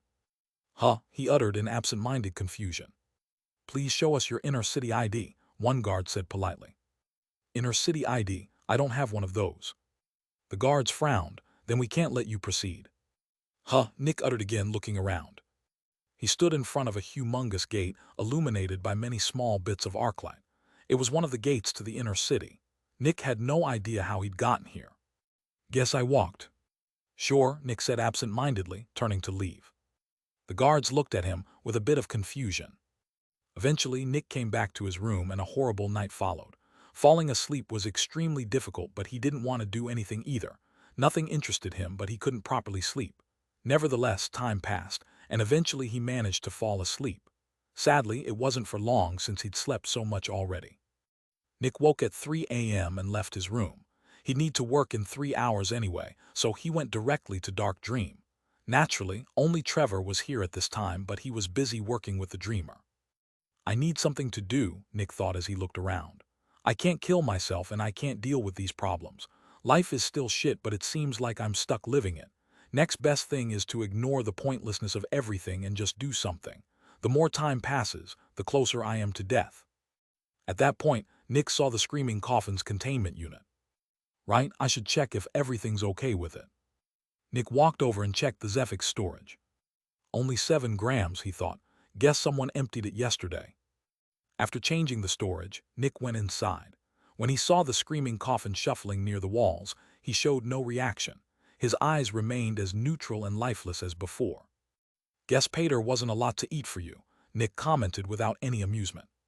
His voice sounded harsher than anticipated, but he didn't care enough to fix it. What was he supposed to do? Apologize to the Screaming Coffin? "Guess you need some food," Nick said. When he thought about what feeding it required, he became uncertain for a moment. He'd need to go out and kill someone, and yet, the more he thought about it, the less he cared.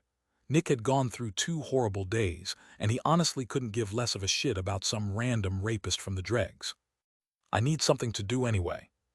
When Nick had spoken earlier, the Screaming Coffin had felt him and started walking over. When it reached him, it tried to bind him with its white bandages. Nick sneered in disgust. Bang! And kicked it with a lot of force. Boom! The coffin hit the wall of the containment unit and fell to the ground, cracks and splinters visible on it. Immediately, it retrieved its bandages and stopped moving. Now it looked like any other coffin again. Naturally, Nick didn't feel any pity. Not only was it a specter, it didn't even have a proper consciousness. After watching for a few seconds, Nick left to get some food for the Screaming Coffin. Chapter 100, Distraction. Nick came back less than an hour later and threw the corpse toward the Screaming Coffin. This time he'd killed a man who'd been stalking a young girl's home. Nick hadn't bothered checking exactly what he was doing.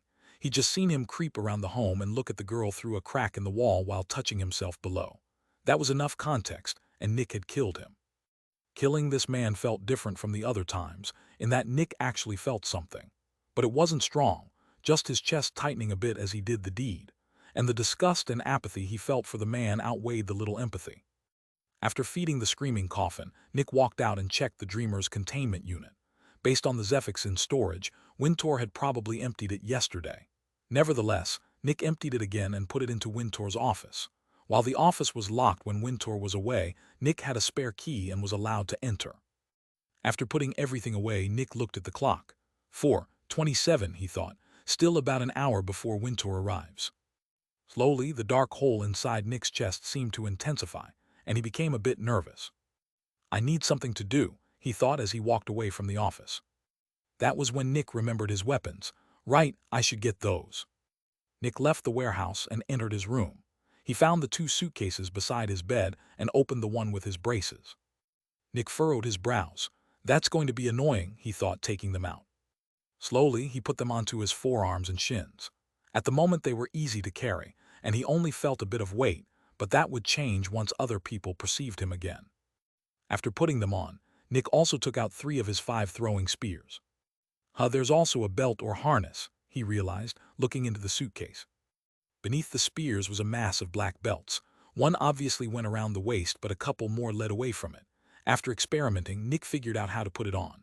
One belt went around his waist, one around his middle abdomen, one around his middle chest, all connected by many smaller ones. In total, 3 big belts, each with a flap hanging from it. Nick grabbed a spear and dropped it into one of the flaps. It slid easily through the first and second, and when it touched the flap of the lowest belt, it was halted. At the same time, the other flaps took hold. One had to remember that throwing spears didn't look like normal spears. Normal spears had a big, long head at the end of a flexible shaft, ending in either a tiny blade or something flat. Throwing spears had no big, noticeable heads. Instead, the shaft curved and narrowed until only a thin point was left. The other side was flat. Just to test it, Nick put all 5 spears into the harness. In the end, all 5 were held on his back, extending from a bit below his waist to a bit over his head. He could feel a bit of weight on his back. Nick moved his right arm over his right shoulder and grabbed the rightmost spear. When he pulled, it comfortably slid out. He held it and moved it around. The weight felt nice. That should give me something to do, he thought. Nick grabbed another and pulled it out too. After putting those 2 back into the suitcase, he left his room. He now wore his braces and carried 3 of his 5 throwing spears. In total, Nick now carried around 170 kg of extra weight. It was still okay when no one perceived him, but as soon as he entered the hotel lobby and a clerk looked over, he had to take a deep breath. Walking suddenly became very difficult. Standing was still okay, but Nick could feel his back straining. I overestimated my strength, he thought, slowly turning to walk back up the stairs. The clerk watched the retreating Nick in confusion. When he reached his room, Nick put 2 more spears away, carrying only 1. That reduced his extra weight to only 110 kg. Still very heavy, but he could at least walk. Without his ability active, the extra weight was about equivalent to an average adult male carrying 30 kg. Heavy, but feasible. I have to get used to this anyway, Nick thought as he slowly walked out of the hotel. Without noticing, Nick hadn't thought about his problems for over 10 minutes. It seemed distracting himself worked. Well, until he arrived in the warehouse and realized he had to wait nearly an hour more. Nick became fidgety as the silence returned. Might as well start, he thought, annoyed with the constant black hole in his chest. So Nick raised his arms, assumed a makeshift fighting stance, and started to punch and kick the air. He wanted to get a feel for his new weapons.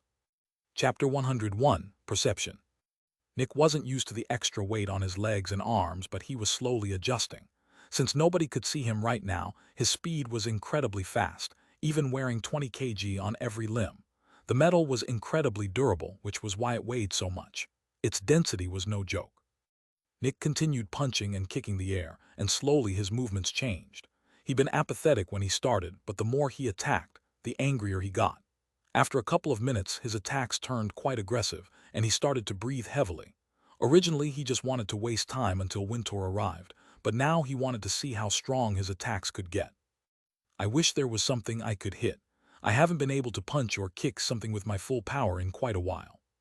Frustration joined Nick's anger when he realized there was nothing to punch. Sure, he could punch the Dreamer's containment unit, but there were 2 issues. First, even though the blades on his wrist were durable, stabbing them into something as unrelenting as a level 2 containment unit might dull them. That wasn't a concern for the back of the blades or the shin braces, but a blade was more fragile near its edges. The other problem was the Dreamer itself.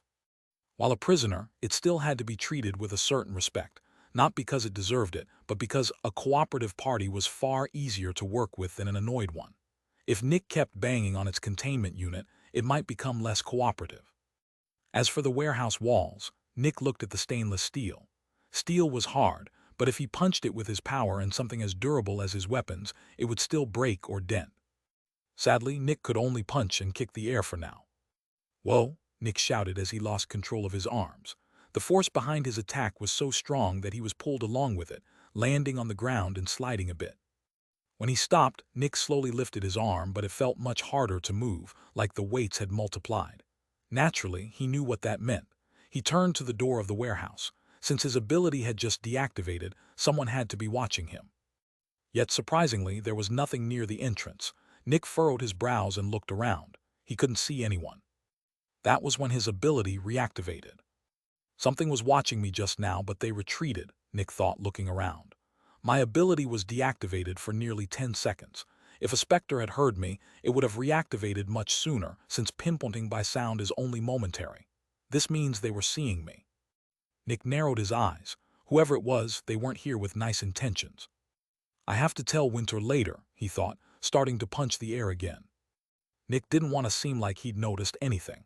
Yes, he just looked around like he was searching for something, but that could be for any reason. Maybe he'd been up to no good and was checking that nobody watched him. A couple of minutes later, Nick's ability deactivated again, but this time he'd been careful not to use too much power. So he didn't fall over, and his punch transformed into a slow, awkward movement of his hands. Of course, he acted like it was supposed to be that way.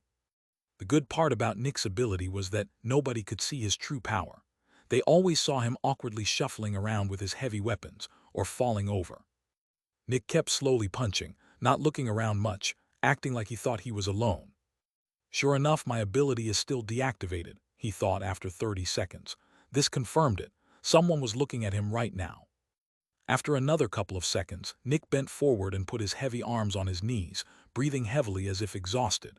He could keep going, but he acted like he couldn't. For a few seconds, his eyes rapidly darted around the floor. Ironically, he wasn't searching for the watcher. After breathing heavily for 10 seconds, his guess was confirmed. By lowering my head and looking around, my stalker would have retreated immediately if they were watching from below the floor, afraid I'd spot them. But since my ability is still deactivated, they don't feel threatened by what I'm looking at, which is the floor. Therefore, they're not below the floor. A bit later, Nick righted himself and stretched his back, looking up. As soon as he did, his ability immediately deactivated.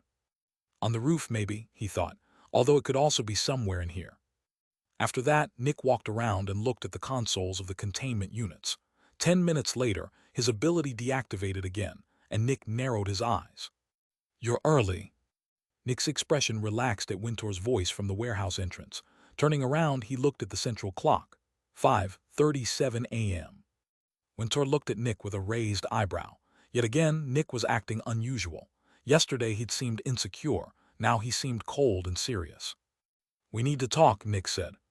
Chapter 102, Spy. Winter was a bit surprised that Nick wanted to talk with such serious conviction. Guess the day off helped with his issues, Winter thought. "Sure, come in," Winter said, walking over to open his office. After opening it, he put down his stuff and sat at his desk. Nick sat too and looked at him with a serious expression.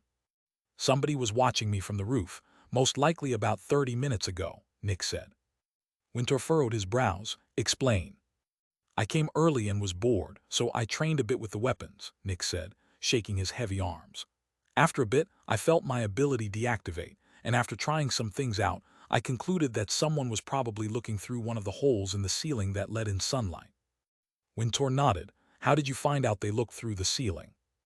"They didn't look away when I looked at the ground, but they immediately looked away when I looked at the ceiling," Nick said. Winter nodded with an interested expression. "I never thought about using your ability like that. I always saw it as a weakness, but you can actually find out if someone is looking at you, and even from where. There's a lot of potential in that." Nick didn't seem excited, his expression remaining even and serious. After the last couple of days, he was no longer that interested in joking around. "What about the spy?" Nick asked. "Right," Winter answered calmly. "I'm pretty sure I know where they're from, and you probably do too." Nick narrowed his eyes. "Artem." Winter nodded. "The other manufacturers don't care enough about us yet to spy, and they don't want to annoy my family. I'd be surprised if the spy were from them. But if it's Artem, I wouldn't be surprised," he added with a sigh.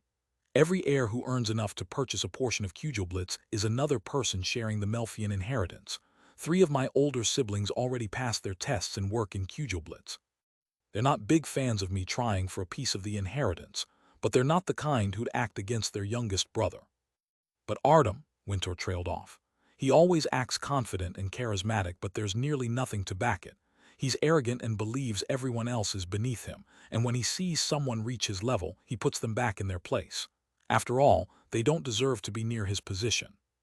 Nick listened with a solemn expression. "What can we expect?" "Depends on our action," Winter answered.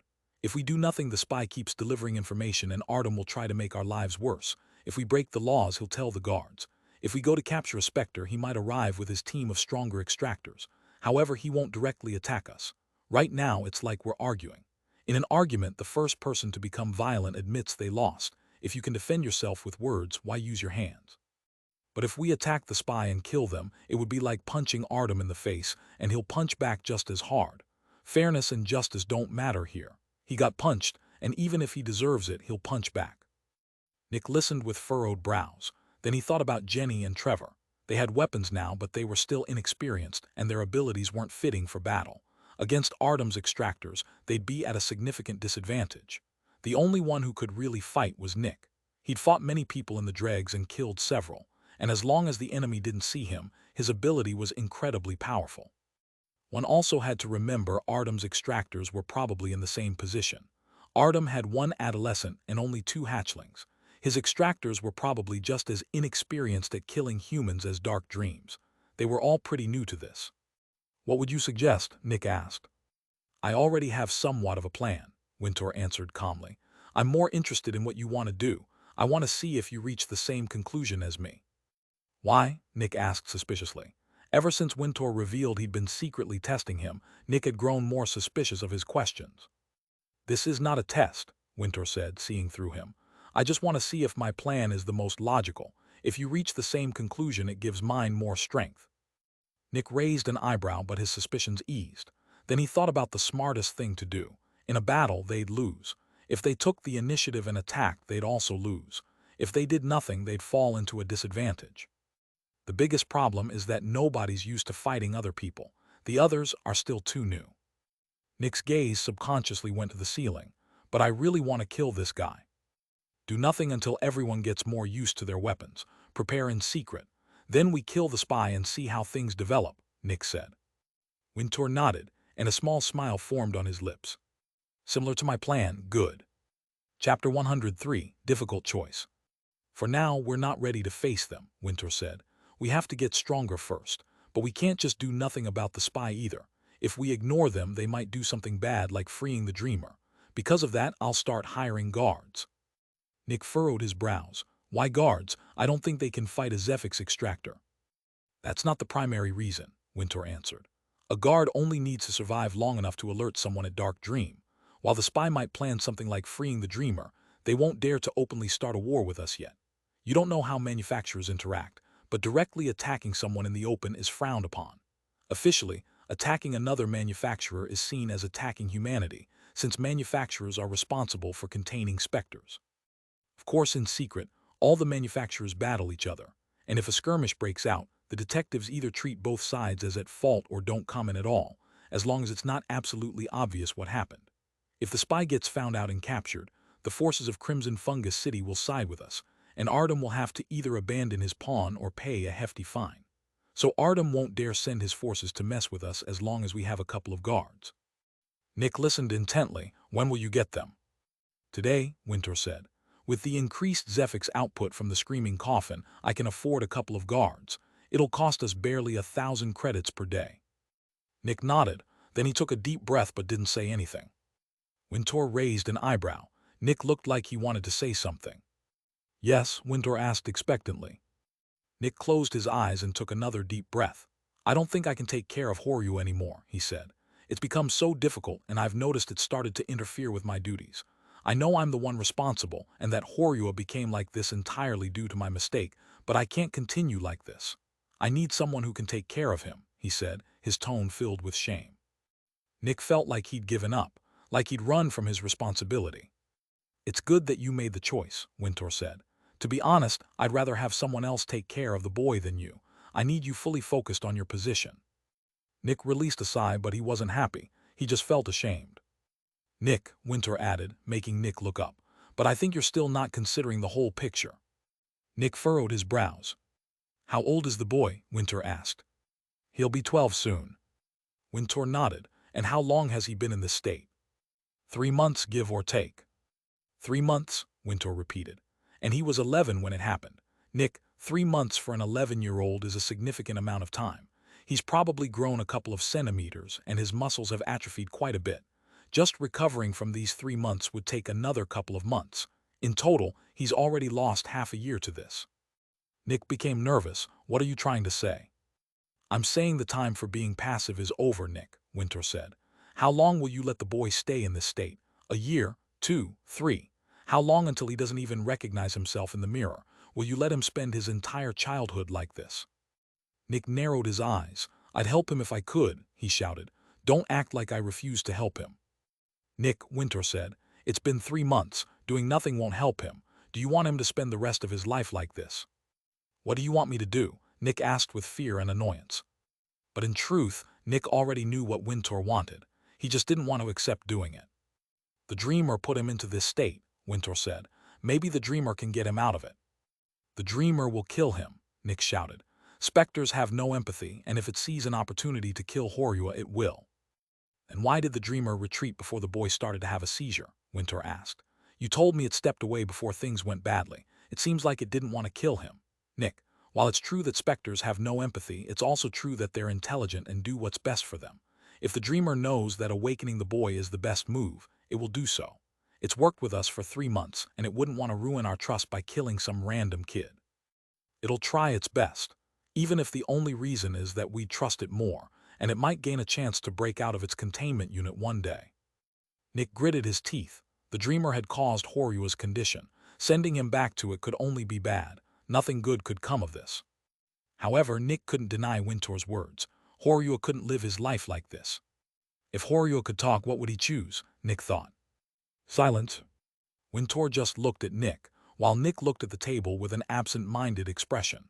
Some seconds later, he put his head in his hands. He knew what Horua would choose.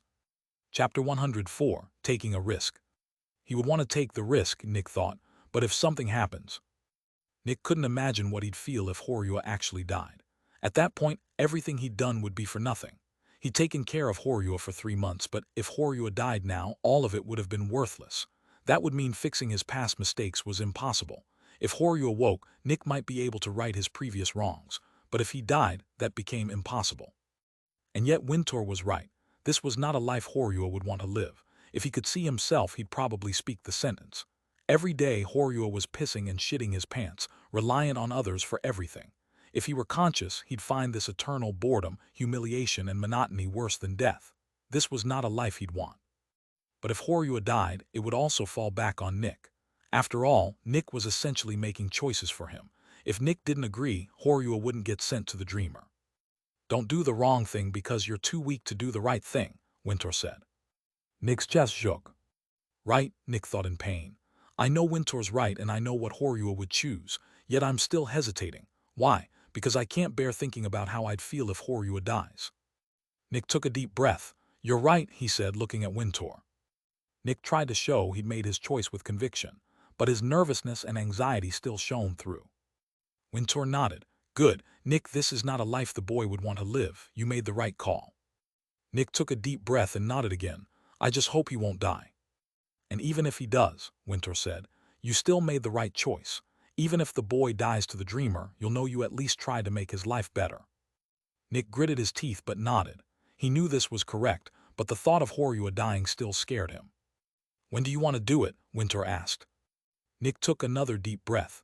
It doesn't matter. For Horua, it doesn't matter when it happens. His life is perfectly monotone. Might as well do it right now, he said with a shaky voice. Fine, Winter said. Then get him, I'll wake Trevor. Nick nodded, gritted his teeth, and walked out of the office. His emotions were going crazy again, but his determination kept them under control for now. Nick felt like he was doing the wrong thing. What if something happened? What if Horua died? What if Nick had essentially killed him? Yet Nick's rationality kept telling his emotions it was the right choice, regardless of the outcome. But that didn't make it easier. Nick absent-mindedly climbed the stairs and reached Horua's room. He wished there were more stairs. After opening the door and walking through the hallway, he entered. Right now, Horua was asleep and clean. Whoever Winter had hired had taken good care of him during the night. When Nick saw Horua, he took a deep breath and walked forward. Horua, wake up, he said, shaking him a bit. After moving Horua's eyelids open to wake him, Nick slowly lifted his light, weak body.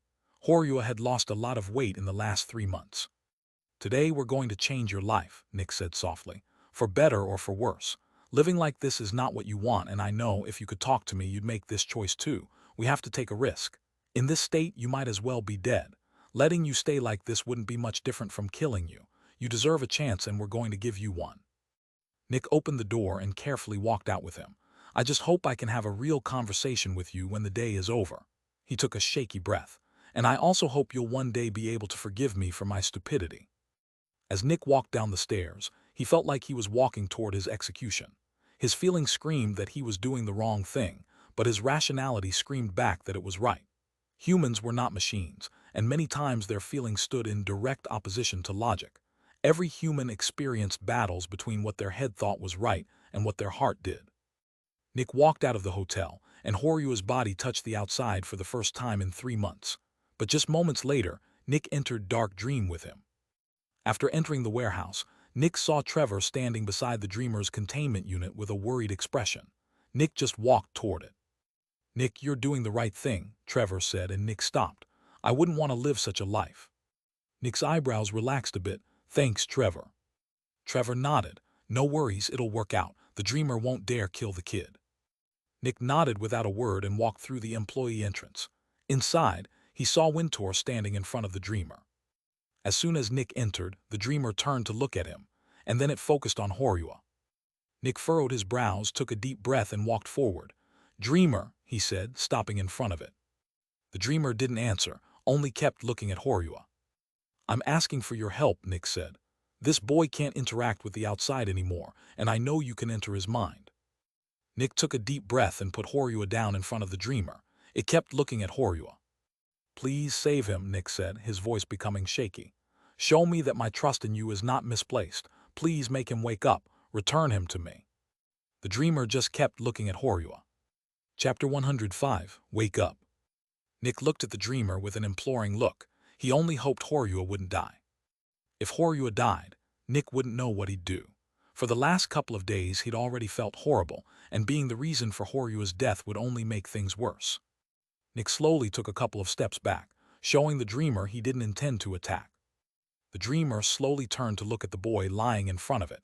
Then it turned to look at Nick again. "Please," Nick repeated. After that, the Dreamer looked at Wintour. "Do it," Wintour said with a nod. Lastly, the Dreamer focused on the boy again. A moment later, it stepped forward and lowered its head to focus on Horyua's eyes. Right now, Horyua's eyes were half open, blankly staring at the ceiling. The Dreamer kept focusing on him. A couple of seconds later, Horyua's eyes closed on their own. When Nick saw that, he became excited. Horyua couldn't close his eyes himself, but just now he had. He was still alive. The fact that he could close his eyes meant he was still in there. Nick's heart rate increased as more time passed. A couple of minutes of silence passed. Nick felt like these minutes were hours. "Love him?" Nick's eyes shot open at the groan from Horyua. His voice sounded incredibly hoarse and coarse, but that was to be expected after not talking for over 3 months. The important thing was that Horyua had actually said something. Horyua groaned in pain. While the earlier groan had been one of discomfort, this was definitely one of pain. It sounded like Horyua was trying to stop himself from screaming. Sadly, he screamed, an unbroken tearing shriek of absolute agony. Nick looked with fervent intensity at Horyua as he screamed. In his entire life, Nick had never heard a human scream in so much agony. The only scream more intense came from the screaming coffin. Worried Horyua might die, Nick charged. "Nick, stop!" Wintour shouted, holding an arm in front of him. Nick could barely hear Wintour over Horyua's loud, terrifying scream. "It knows what it's doing," Wintour shouted.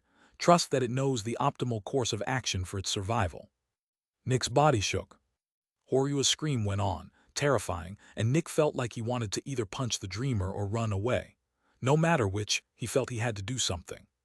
Suddenly, blood shot out of Horyua's mouth as his vocal cords broke apart and leaked blood. "Stop!" Nick shouted with all his power. Nick was about to push Wintour aside when the Dreamer actually turned to look at him, moving only its head. Its body was still hunched over Horyua. The Dreamer's intense but dead stare focused on Nick's eyes as Horyua kept screeching in agony. "Nick, stop!" Wintour was pushed aside as Nick ran at the Dreamer. When it saw him approach, it jumped backward with quite a bit of speed and landed in the corner. In an instant, Nick arrived between Horyua and the Dreamer. Nick wanted to attack it so badly, but since it had already stepped away, the immediate issue was solved. So he turned and focused on Horyua. That was when Nick saw Horyua's eyes had shot open in terror and agony. They were completely red with blood, and his entire body was rigid as all his muscles strained. His scream had gone silent, but his mouth was still open in an expression that perfectly reflected someone screeching in agony. But most shocking of all, Nick saw Horyua's pupils rapidly moving. He was awake. "Horyua," Nick shouted, kneeling beside him to grab his hand. "Everything's okay, you're awake again." However, Horyua didn't notice Nick, just focusing on the ceiling as his whole body strained. "Horyua," Nick shouted, tightening his grip. That seemed to do the trick, and Horyua's pupils strained as they tried to focus on Nick. Time seemed to stand still as Nick looked into his eyes. After seemingly an eternity, Horyua's mouth slowly moved. No sound came out. However, Nick could tell what he was mouthing, and his heart nearly broke. "I'm sorry." That was what Horyua mouthed. Nick knew what it meant. As a child, Horyua believed Nick was causing him this pain, and the only thing he could do to stop it was to submit and apologize. The pure terror in his eyes told Nick as much. "No, Horyua, you're going to get better," Nick shouted as his grip on Horyua's arm relaxed. Horyua stopped mouthing words and looked at Nick with strained pupils. An eternity seemed to pass. "Horyua," Nick shouted again. And then Horyua's pupils suddenly rolled upward, losing all focus as his body went limp. "Horyua," Nick shouted, shaking his shoulders. Horyua didn't move. Nick put his ear to Horyua's mouth to listen. Silence. 5 seconds of silence. "He's not breathing," Nick shouted in panic. "What do I do?" "Is his heart beating?" Winter asked urgently. Nick put his ear to Horyua's chest. "Nothing." "It isn't," Nick shouted. "Make way," Winter shouted, pushing Nick away. Nick rapidly moved aside and looked at Winter with hope. Winter immediately started pushing on Horyua's chest in a certain rhythm. "Go to my office and get the recovery liquid in the lowest drawer," Winter shouted. Nick nodded and ran out of the containment unit. In the office, he opened the lowest drawer and quickly found the small green bottle. He raced back to find Winter still performing CPR. "Give it to me," Winter said. Nick handed it over. Winter opened it and poured a couple of drops on Horyua's head and some into his throat. He'd already stopped CPR and just watched Horyua with Nick. This would decide whether Horyua lived or not. Chapter 106, It's Over. Nick and Winter looked at Horyua with bated breath. The recovery liquid could heal all kinds of physical injuries, and if anything was physically wrong with Horyua, it would heal it very quickly. These liquids were made for extractors, designed to work on people several times stronger than the average human. Using several drops on a child was a huge waste, since the child couldn't possibly absorb all of it, but Winter used that many anyway. Seconds passed. Nick waited with gritted teeth. Right now his feelings were going crazy. Horyua couldn't be dead. It had to work. After around 30 seconds, Winter put his hand on Horyua's chest again. "Nothing," he said with a sigh. Nick became more fearful and panicked. "It can still work," he said. "Theoretically, yes, but that's very rare," Winter said, standing up. "I'm sorry." When Nick heard the apology, he felt like he'd entered a dream. It was like none of this was real. This couldn't be real, right? Nick just kept looking at Horyua. Soon, Horyua would open his eyes, right? His breathing would return and his heart would beat again, right? Right now, Horyua's eyes were still open, but they'd rolled into the back of his head.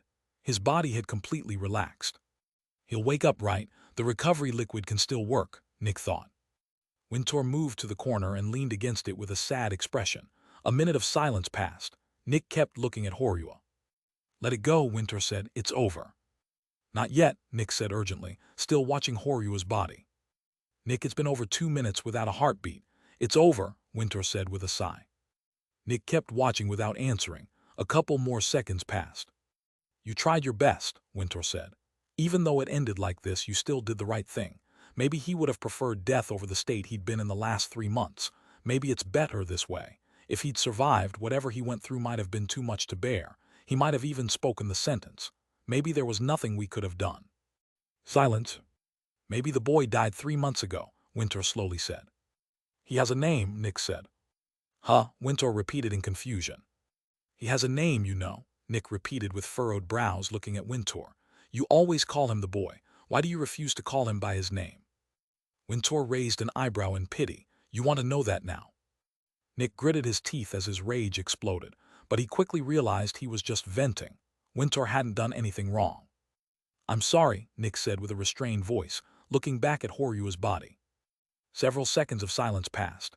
Nick continued looking at Horyua with hope. Soon he would wake up. Another 2 minutes passed. "You don't need to stay here," Nick said. You probably have something to do." "I'm not leaving without you," Winter said.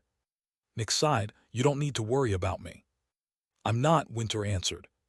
Nick furrowed his brows in confusion and looked at him. Winter gestured to the dreamer still standing in the corner. "I'm worried about it. I don't want you attacking it out of rage," Winter said. "I trust your ability to get through this, which is why I'm not worried about you." When Nick heard that, he gritted his teeth and turned to the dreamer. He still remembered how it had looked at him while Horua was screaming. It was almost like the dreamer had been taunting him. Nick clenched his fist so hard he nearly bled. "Nick," Winter said seriously, "the dreamer didn't do anything wrong." "How do you know?" Nick said loudly. "Because there's no reason for it to kill the boy," Winter said, "and it didn't show any sign of attacking Horua." "But didn't you see how?" "Because you shouted at it," Winter interrupted, knowing exactly what Nick was about to say. "It taunted me," Nick shouted in rage. "It looked at you in confusion," Winter answered seriously. "You shouted at it with all your power. Of course it would look at you. And when you charged at it, it just flew back without even preparing an attack, otherwise the alarm would have gone off. The dreamer has been cooperative this entire time. While we still have to be careful of it since it's a Specter, it hasn't done anything wrong this time," Winter said in a reprimanding voice. Nick gritted his teeth. He felt like the dreamer had been taunting him. He felt like it had deliberately killed Horua. Yet he couldn't argue with Winter's assessment. Winter was right. It didn't seem like the dreamer had killed Horua on purpose.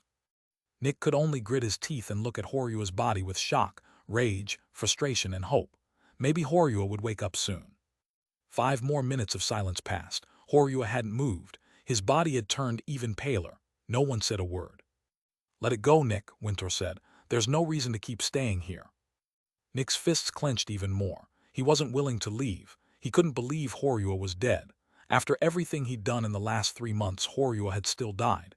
Nick had taken such good care of him, but now he was dead. Nick's rapidly moving thoughts scattered, leaving behind indiscernible but calm snippets. This wasn't real, right? Another minute passed as Nick kept looking at the corpse. How did things end up like this? Chapter 107, The Corpse. After a couple of minutes, Nick stood up. By now, over 10 minutes had passed. Horua's heartbeat hadn't returned. He was dead. There was no denying it anymore. "Did he have any next of kin?" Winter asked from the corner. Nick slowly shook his head. "No, his parents died and he didn't have any friends or family except for me," he said quietly, looking down. Silence. "What do you want to do with the body?" Winter asked. When Nick heard that, he felt the void in his chest return, darker than ever. Right now, he felt like he could never be happy again. In one way he felt hollowed out, but at the same time he felt like the entire world was pressing down on him. Nick felt like reality wanted to crush him. His body, this question felt so surreal. Nick had to decide what to do with Horua's body. It was so strange. How was any of this real? How had any of this actually happened? For a while, Nick didn't answer. There were no cemeteries in the Dregs. If anyone died, the body was handed over to the officials. Nobody knew where the bodies ended up. Most likely they were fed to Specter. It sounded cruel, but what alternative was there? There was no earth in the city, which made burial impossible. Burning was also impossible, since no fire one could start with the available materials was strong enough to turn a body to ash. It would just leave a charred corpse, making things worse.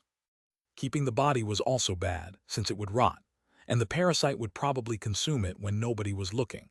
Might as well feed it to a useful Specter. Nick wanted to keep Horua's body, but he knew that wasn't realistic. "Give it to the coffin," Nick said with a shaky breath. It sounded cruel, but it was the only thing he could think of. Winter nodded. "Do you want to say goodbye?" Nick looked at Horua's corpse, a nearly 12-year-old boy, so thin and pale. Nick still remembered defending Horua from the gangs when his parents died, and how they'd lived together for almost a year. Even though it had only been a business relationship at first, they'd quickly become friends. Nick also remembered how hopeful Horua had been when Nick told him he could turn him into a Zephyx Extractor. And then, tragedy. "It's all my fault," Nick thought, looking at the corpse in pain. "I'm sorry," Nick said quietly as he kneeled beside it. He gently held Horua's hand. It was ice-cold, soft, and thin. A child's hand. "I'm sorry, Horua," Nick said with a shaky voice.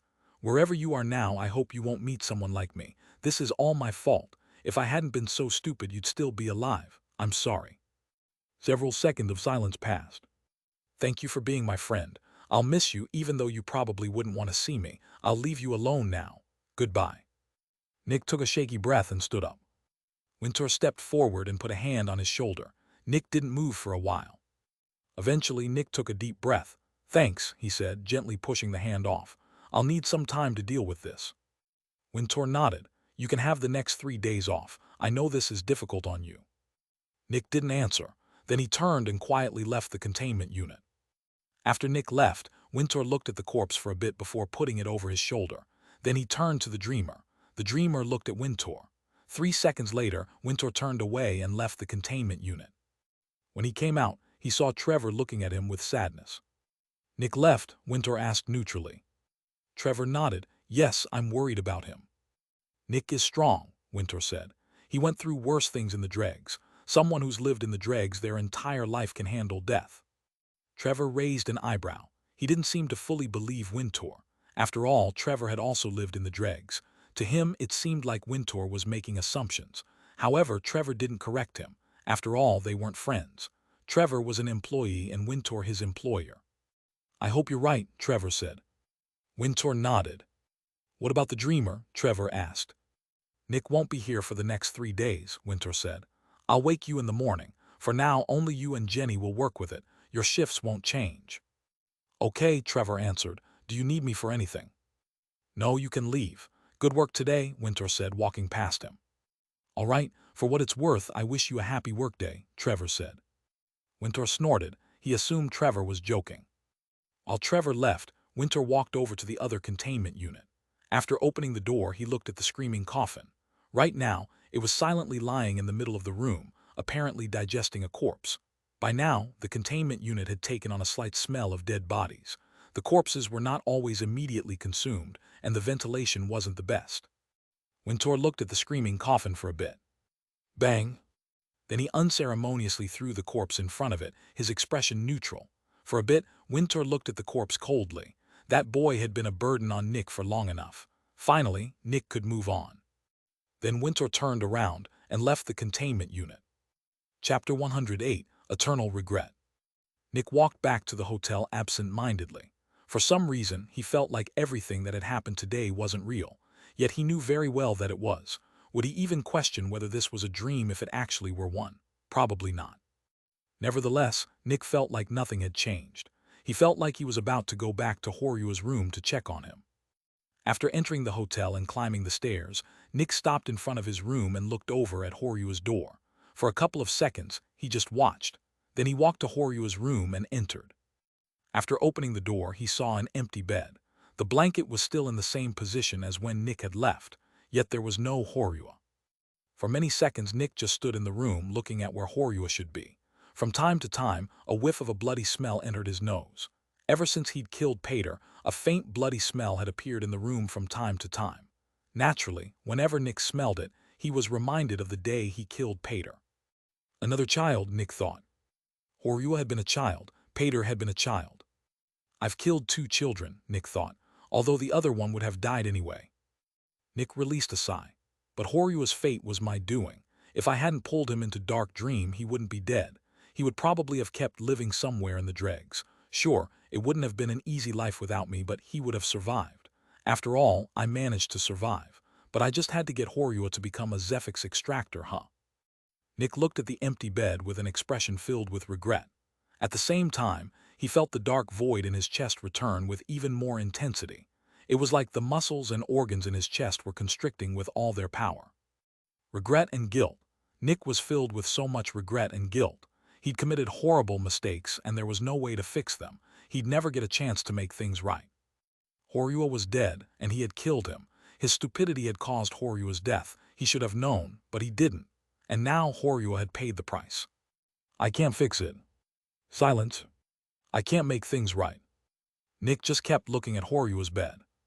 If I could, I would give so many things for an opportunity to make things right. But I can't. With the powers of the Specters, many impossible things become possible, but death is still final. Nick wanted to right his wrongs so badly. He was willing to do anything, but it was impossible. I'm so sorry, Horyua, Nick thought as he lightly moved his hand across the bed. I couldn't fix it. I couldn't help you. I'm sorry. Nick's eyes began to water, but he quickly shook his head and gritted his teeth. He remembered what had happened the last time he cried. The last time he'd let his emotions break out was when this black void appeared in his chest, still haunting him. If he cried again, things would only get worse. So Nick pushed all his sadness away, burying it deep inside. Yet the black void never left. It was still there, as noticeable as ever. For nearly an hour, Nick stayed in Horyua's room, looking around and remembering things. They'd only known each other for a bit more than a year, but they'd still been friends. Horyua would never find out what exactly had happened to his father, who had vanished at one point. Nick was fairly certain the man had been thrown into the sewers by somebody, but it had never truly been a certainty.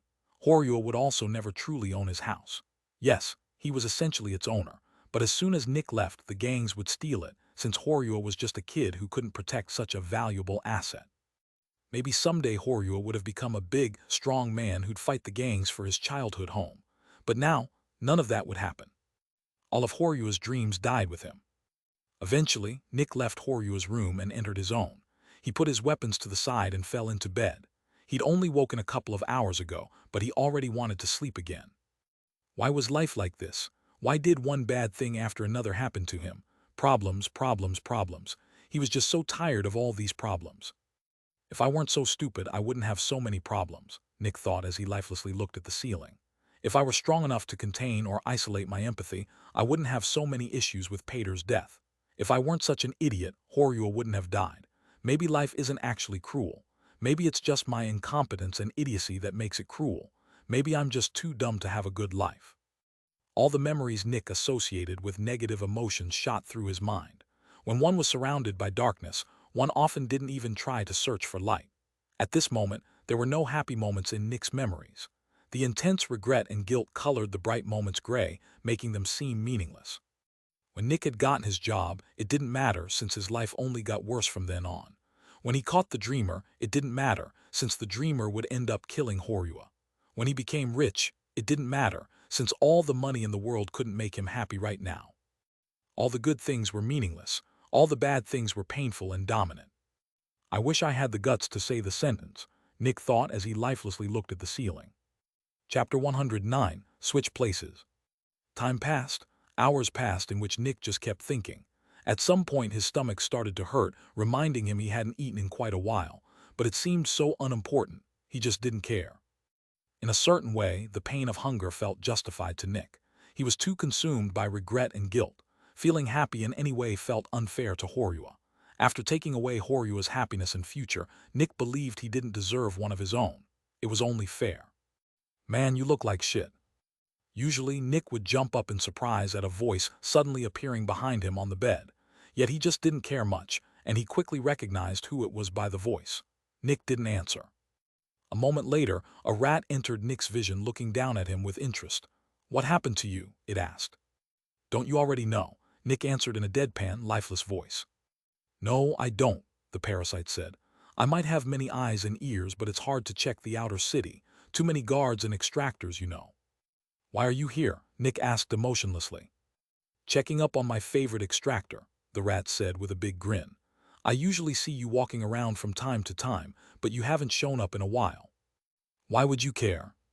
"You're my important business partner," the rat said, rubbing its little claws together.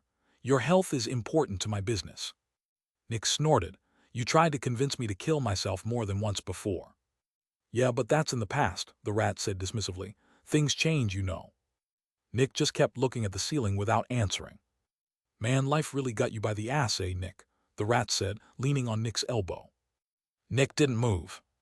"Oh wow," the rat said, a bit surprised.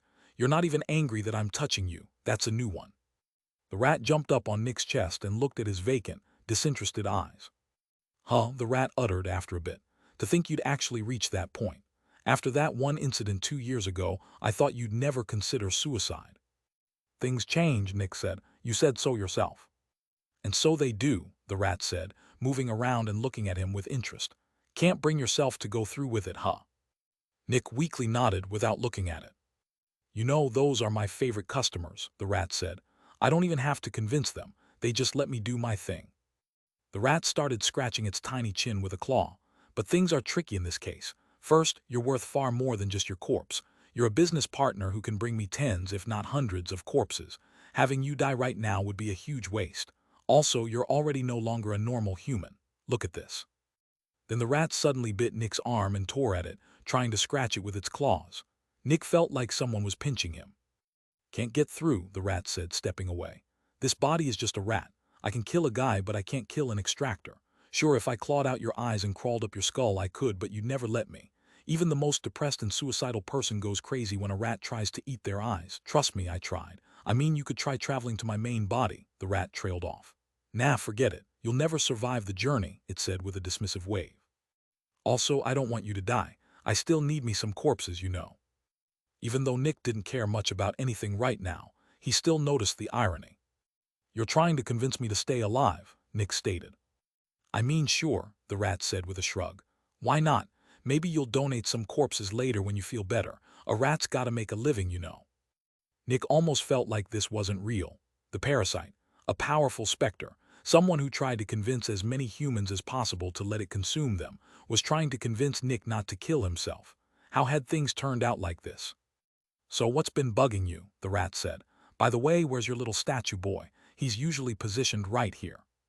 Nick took a deep breath. "Ah, there it is," the rat said, seeing his reaction. "I get it. Little statue boy broke, so you broke a statue. Big deal, make a new one." Nick's eyes narrowed in anger. The rat immediately jumped away. "Oh boy, someone's getting uppity." "His name was Horua," Nick shouted, explosively sitting up. "He was a real human with a real name. He's not a statue, and he's not just a boy." The rat blinked a couple of times in surprise. "I feel like that was only partially targeted at me." Nick snorted and looked to the side. "It doesn't matter anyway. He's dead now and I killed him." "So?" the rat asked. Nick clenched his fists again.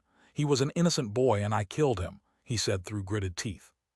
"What, so if you killed him 7 years later things would be different?" the rat asked. "Dead is dead, who cares?" Nick looked forward with furrowed brows, not facing the rat. "You wouldn't understand, you're a specter." The rat scratched the side of its head in thought. "I guess so," it answered uncertainly. Chapter 110, Therapy. "But so what?" the parasite continued. "Life is life. Who cares if you understand shit or not? You just keep living and doing your thing." "It's not that simple," Nick answered. "How is it not that simple?" the rat asked. "Everyone's only eating and drinking to survive, and they work to eat and drink. Apart from that, people kind of just want to fuck or get rich. But in the end, none of that matters. You die anyway. Whether you've killed 1 million people or saved 1 million, when you're dead, none of it matters. You're just a corpse. Whether you're alone or surrounded by family, you're just a corpse. A dead man can't hear his family's cries or his enemy's laughter." Nick furrowed his brows, still looking forward. In a way, the rat was right. Nick couldn't really find a counter-argument. "Same thing with time," the rat added. "Whether you live 10 years or 1,000, 1 million years from now both seem equally tiny and inconsequential." "Oh, boo-hoo, the little kids are dying everywhere," the rat said in an overdramatic voice. "They had such beautiful lives and hopes ahead." "Oh no, how tragic," the rat snorted. "Who gives a shit? Dead is dead. When billions of people die, who cares about a single child? When millions of years pass, who cares about one child? When all life ceases to exist, who cares about one child? So why should you?" Nick just kept looking forward. The rat's logic was sound, but it felt wrong. Its ideology was so pure, basic, and sterile that it couldn't come from a human. Although there are probably humans who think like that too, Nick thought. Nick could only sigh. He couldn't get on board with that ideology. "That seems too bleak of an outlook," Nick said. "You're the one who wants to kill himself," the rat said with a snort. "That's different," Nick answered. "I have control over my life. You're talking about ending others' lives just because their existence doesn't matter in the grand scheme of things." "A dead human is dead human," the rat said with a dismissive wave. "Why are you making things so complicated? 2 dead humans is more than 1 dead human." "What about morals?" Nick asked. "There are no morals," the rat said. "Can I touch morals? Can I see morals? If morals actually exist, they don't have power over me, so why would I care about them? Something is morally wrong, so I'll do it anyway. Nothing will change." Nick thought about the rat's words. Then the dregs appeared in his thoughts.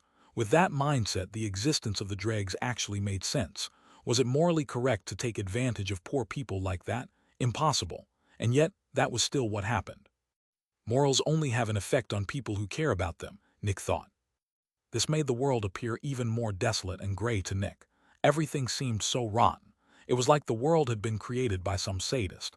Everything Nick could see was shit. "So you feel better?" the rat asked. Nick was pulled out of his thoughts and looked at it with furrowed brows. Why would I feel better? We talked right, the rat asked. People feel better when they talk about their problems. Nick looked away again. He didn't want to admit it, but for some reason he actually felt a bit better. Instead of just lying in bed constantly dwelling on his regrets and guilt, he was actually thinking about the world. Even more, Nick felt more annoyed and disgusted than depressed right now. It changes nothing, Nick said. Why not? The rat asked. You humans constantly kill yourselves because you feel sad. If you don't feel sad, you won't kill yourself. Nick sighed, but the cause of the pain is still there. Also, I feel bad about feeling good. I stole Horyua's happiness. Who? The rat asked. The boy that was here. Oh, statue boy, got it, the rat said. Back to that topic, are we? I thought we already solved that issue. Nick closed his eyes and took a deep breath to calm down. We solved no issues. I killed Horyua. I killed an innocent child who trusted me. You killed a guy, the rat said. You killed many guys. What makes this one different? He was an innocent child, Nick said with a bit of aggression. So we already went over this, the rat said. It's different, Nick said. Dead human is dead human, the rat stated with conviction. Nick wanted to argue but stopped himself. You won't understand, you're a specter. The rat scratched the side of its head with annoyance. Okay, so Statue Boy is different from some other dead humans. Let's presume that holds true. Let's presume Statue Boy is somehow more valuable than one dead human. How much more valuable? How many dead humans do we need to equal one Statue Boy? Nick furrowed his brows. It doesn't work like that. The rat groaned in annoyance. Would you rather kill 1,000 people or one Statue Boy? If the 1,000 people are murderers and rapists, I'd kill the 1,000, Nick answered. That surprised the rat a bit. What if they're not? Nick furrowed his brows and looked down. 1,000 strangers or Horyua. Nick thought about the Dregs. In a way, he felt like he'd rather kill the 1,000 people, but his mind told him he wouldn't go through with it. Killing Horyua for 1,000 innocent people. When the rat saw Nick thinking so intensely, it only had one thought. Damn, Statue Boy is that valuable. In the end, Nick sighed. I'd probably kill Horyua, but I'd feel horrible, he said. Clap. The rat clapped its tiny hands. There you go. What? Nick asked with annoyance. Go save 1,000 people, the rat said. Save 1,000 people and you'll have repaid your debt. Makes sense, right? Chapter 111, Rotten. Save 1,000 people and repay my debt, Nick asked, confused. Yeah, the rat said. You destroyed one Statue Boy, and you'd kill one Statue Boy over killing 1,000 innocent people. So if you save 1,000 people, you'd have saved more than one Statue Boy, right? Nick furrowed his brows. I don't think it works like that. Why not? The rat asked with annoyance. You can't cancel out a bad deed with a good deed, Nick said. Why not? The rat repeated. Nick sighed. Even if I saved 1,000 people, Horyua would still have died unjustly. But 1,000 people surviving something that should kill them isn't unjust, the rat asked with a raised eyebrow. Nick frowned at it. What are you trying to say? Destiny, you know, the rat said. If Statue Boy was supposed to live longer, you changed his destiny, and changing someone's destiny is unfair, according to you. So if you change someone's destiny the opposite way, by letting them live longer, that would also be unfair. Nick sighed. That's different. As humans, we're supposed to help each other. Changing someone's destiny for the better is kind of expected of us. The rat raised its eyebrows in disbelief. Nick just looked back. What? Nick asked with annoyance. Did you hear what you just said? The rat asked. Yeah, so what? You said it's expected of humans to help other humans, the rat said. Nick just raised an eyebrow. Nick, have you looked outside? The rat asked. I don't know what you see when you look outside, but I see plenty of depressed people in a horrible situation because of other humans. So many manufacturers are literally using humans as livestock for their specters, and they're the ones in charge. How come the strongest humans are the ones who don't act like humans, according to you? Shouldn't the most successful members of a species be the standard for what it's supposed to live up to? Nick didn't answer. The rat was right in the sense that the strongest humans tended to act as non-human as it got. For example, the manufacturer that hired the inspectors to search for specters could have simply told the city about the dreamer. If it had, the dreamer would have long been caught and contained, and so many lives would have been saved. Instead, they kept its existence a complete secret, letting it feed on the poor people of the Dregs for who knew how long. Even more, the Crimson Fungus itself was responsible for the horrible lives of the people in the Dregs, since it consumed all the blood the tax officials harvested. The world seemed even darker to Nick right now. Even the strong people are only interested in their own wealth. Humanity is besieged by specters everywhere, and we can't even resist the strongest of them. Albert said the truly powerful extractors, the ones at level 7 and 8, are trying to fight the specters, but the level 5 and 6 extractors are only interested in engorging themselves. At that point, rage appeared in Nick's chest. What's even the point of getting more Zephyx if you're not willing to join the fight against the specters? What are manufacturers like Cugelblitz and Anatomy even doing with all that Zephyx? While consuming harvested Zephyx isn't nearly as effective as generating it yourself, we could probably still produce many more level 6 extractors with all the Zephyx just wasting away in some warehouses. With more level 6 extractors, we could capture more level 6 specters and make everyone's lives better. If the people of the Dregs are suffering, they should at least suffer for a good cause that improves the majority's lives, instead of only an elite few. Nick didn't say anything for quite a while, and the rat only watched him with interest. Yes, I don't deserve happiness because of what I did to Horua, but others still do, Nick thought. If I can improve everyone else's lives, maybe even Horua would want me to live on. Nick took a deep breath. He had found a goal for his life. Sadly, emotions and logic didn't always get along. Even though Nick knew what he wanted to do, he still felt this all-consuming void in his chest. His thoughts didn't matter in this case. Logic couldn't help with something like this. In the end, Nick could only sigh. It will be difficult, but if I actually manage to improve the lives of so many people, maybe I'll feel better. Maybe I'll actually deserve to live on. I can never repay Horua, but I can do my best to improve the world around me as some form of redemption.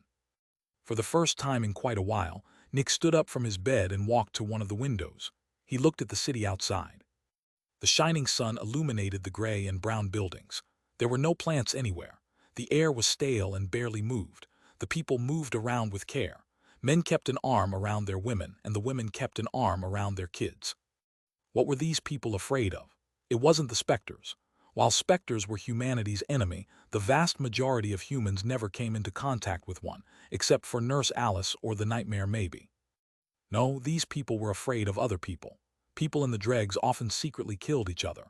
People of the outer city sometimes attacked people of the Dregs out of rage and frustration. Extractors could kill basically anyone and just pay a fine, and if the fine was smaller than what they'd get from the corpse-eating specter, it turned into a business expense. Nick knew that very well. After all, the screaming coffin was exactly such a specter. With Nick's new outlook on life, the world appeared different now. It seemed so rotten. What if he could fix it?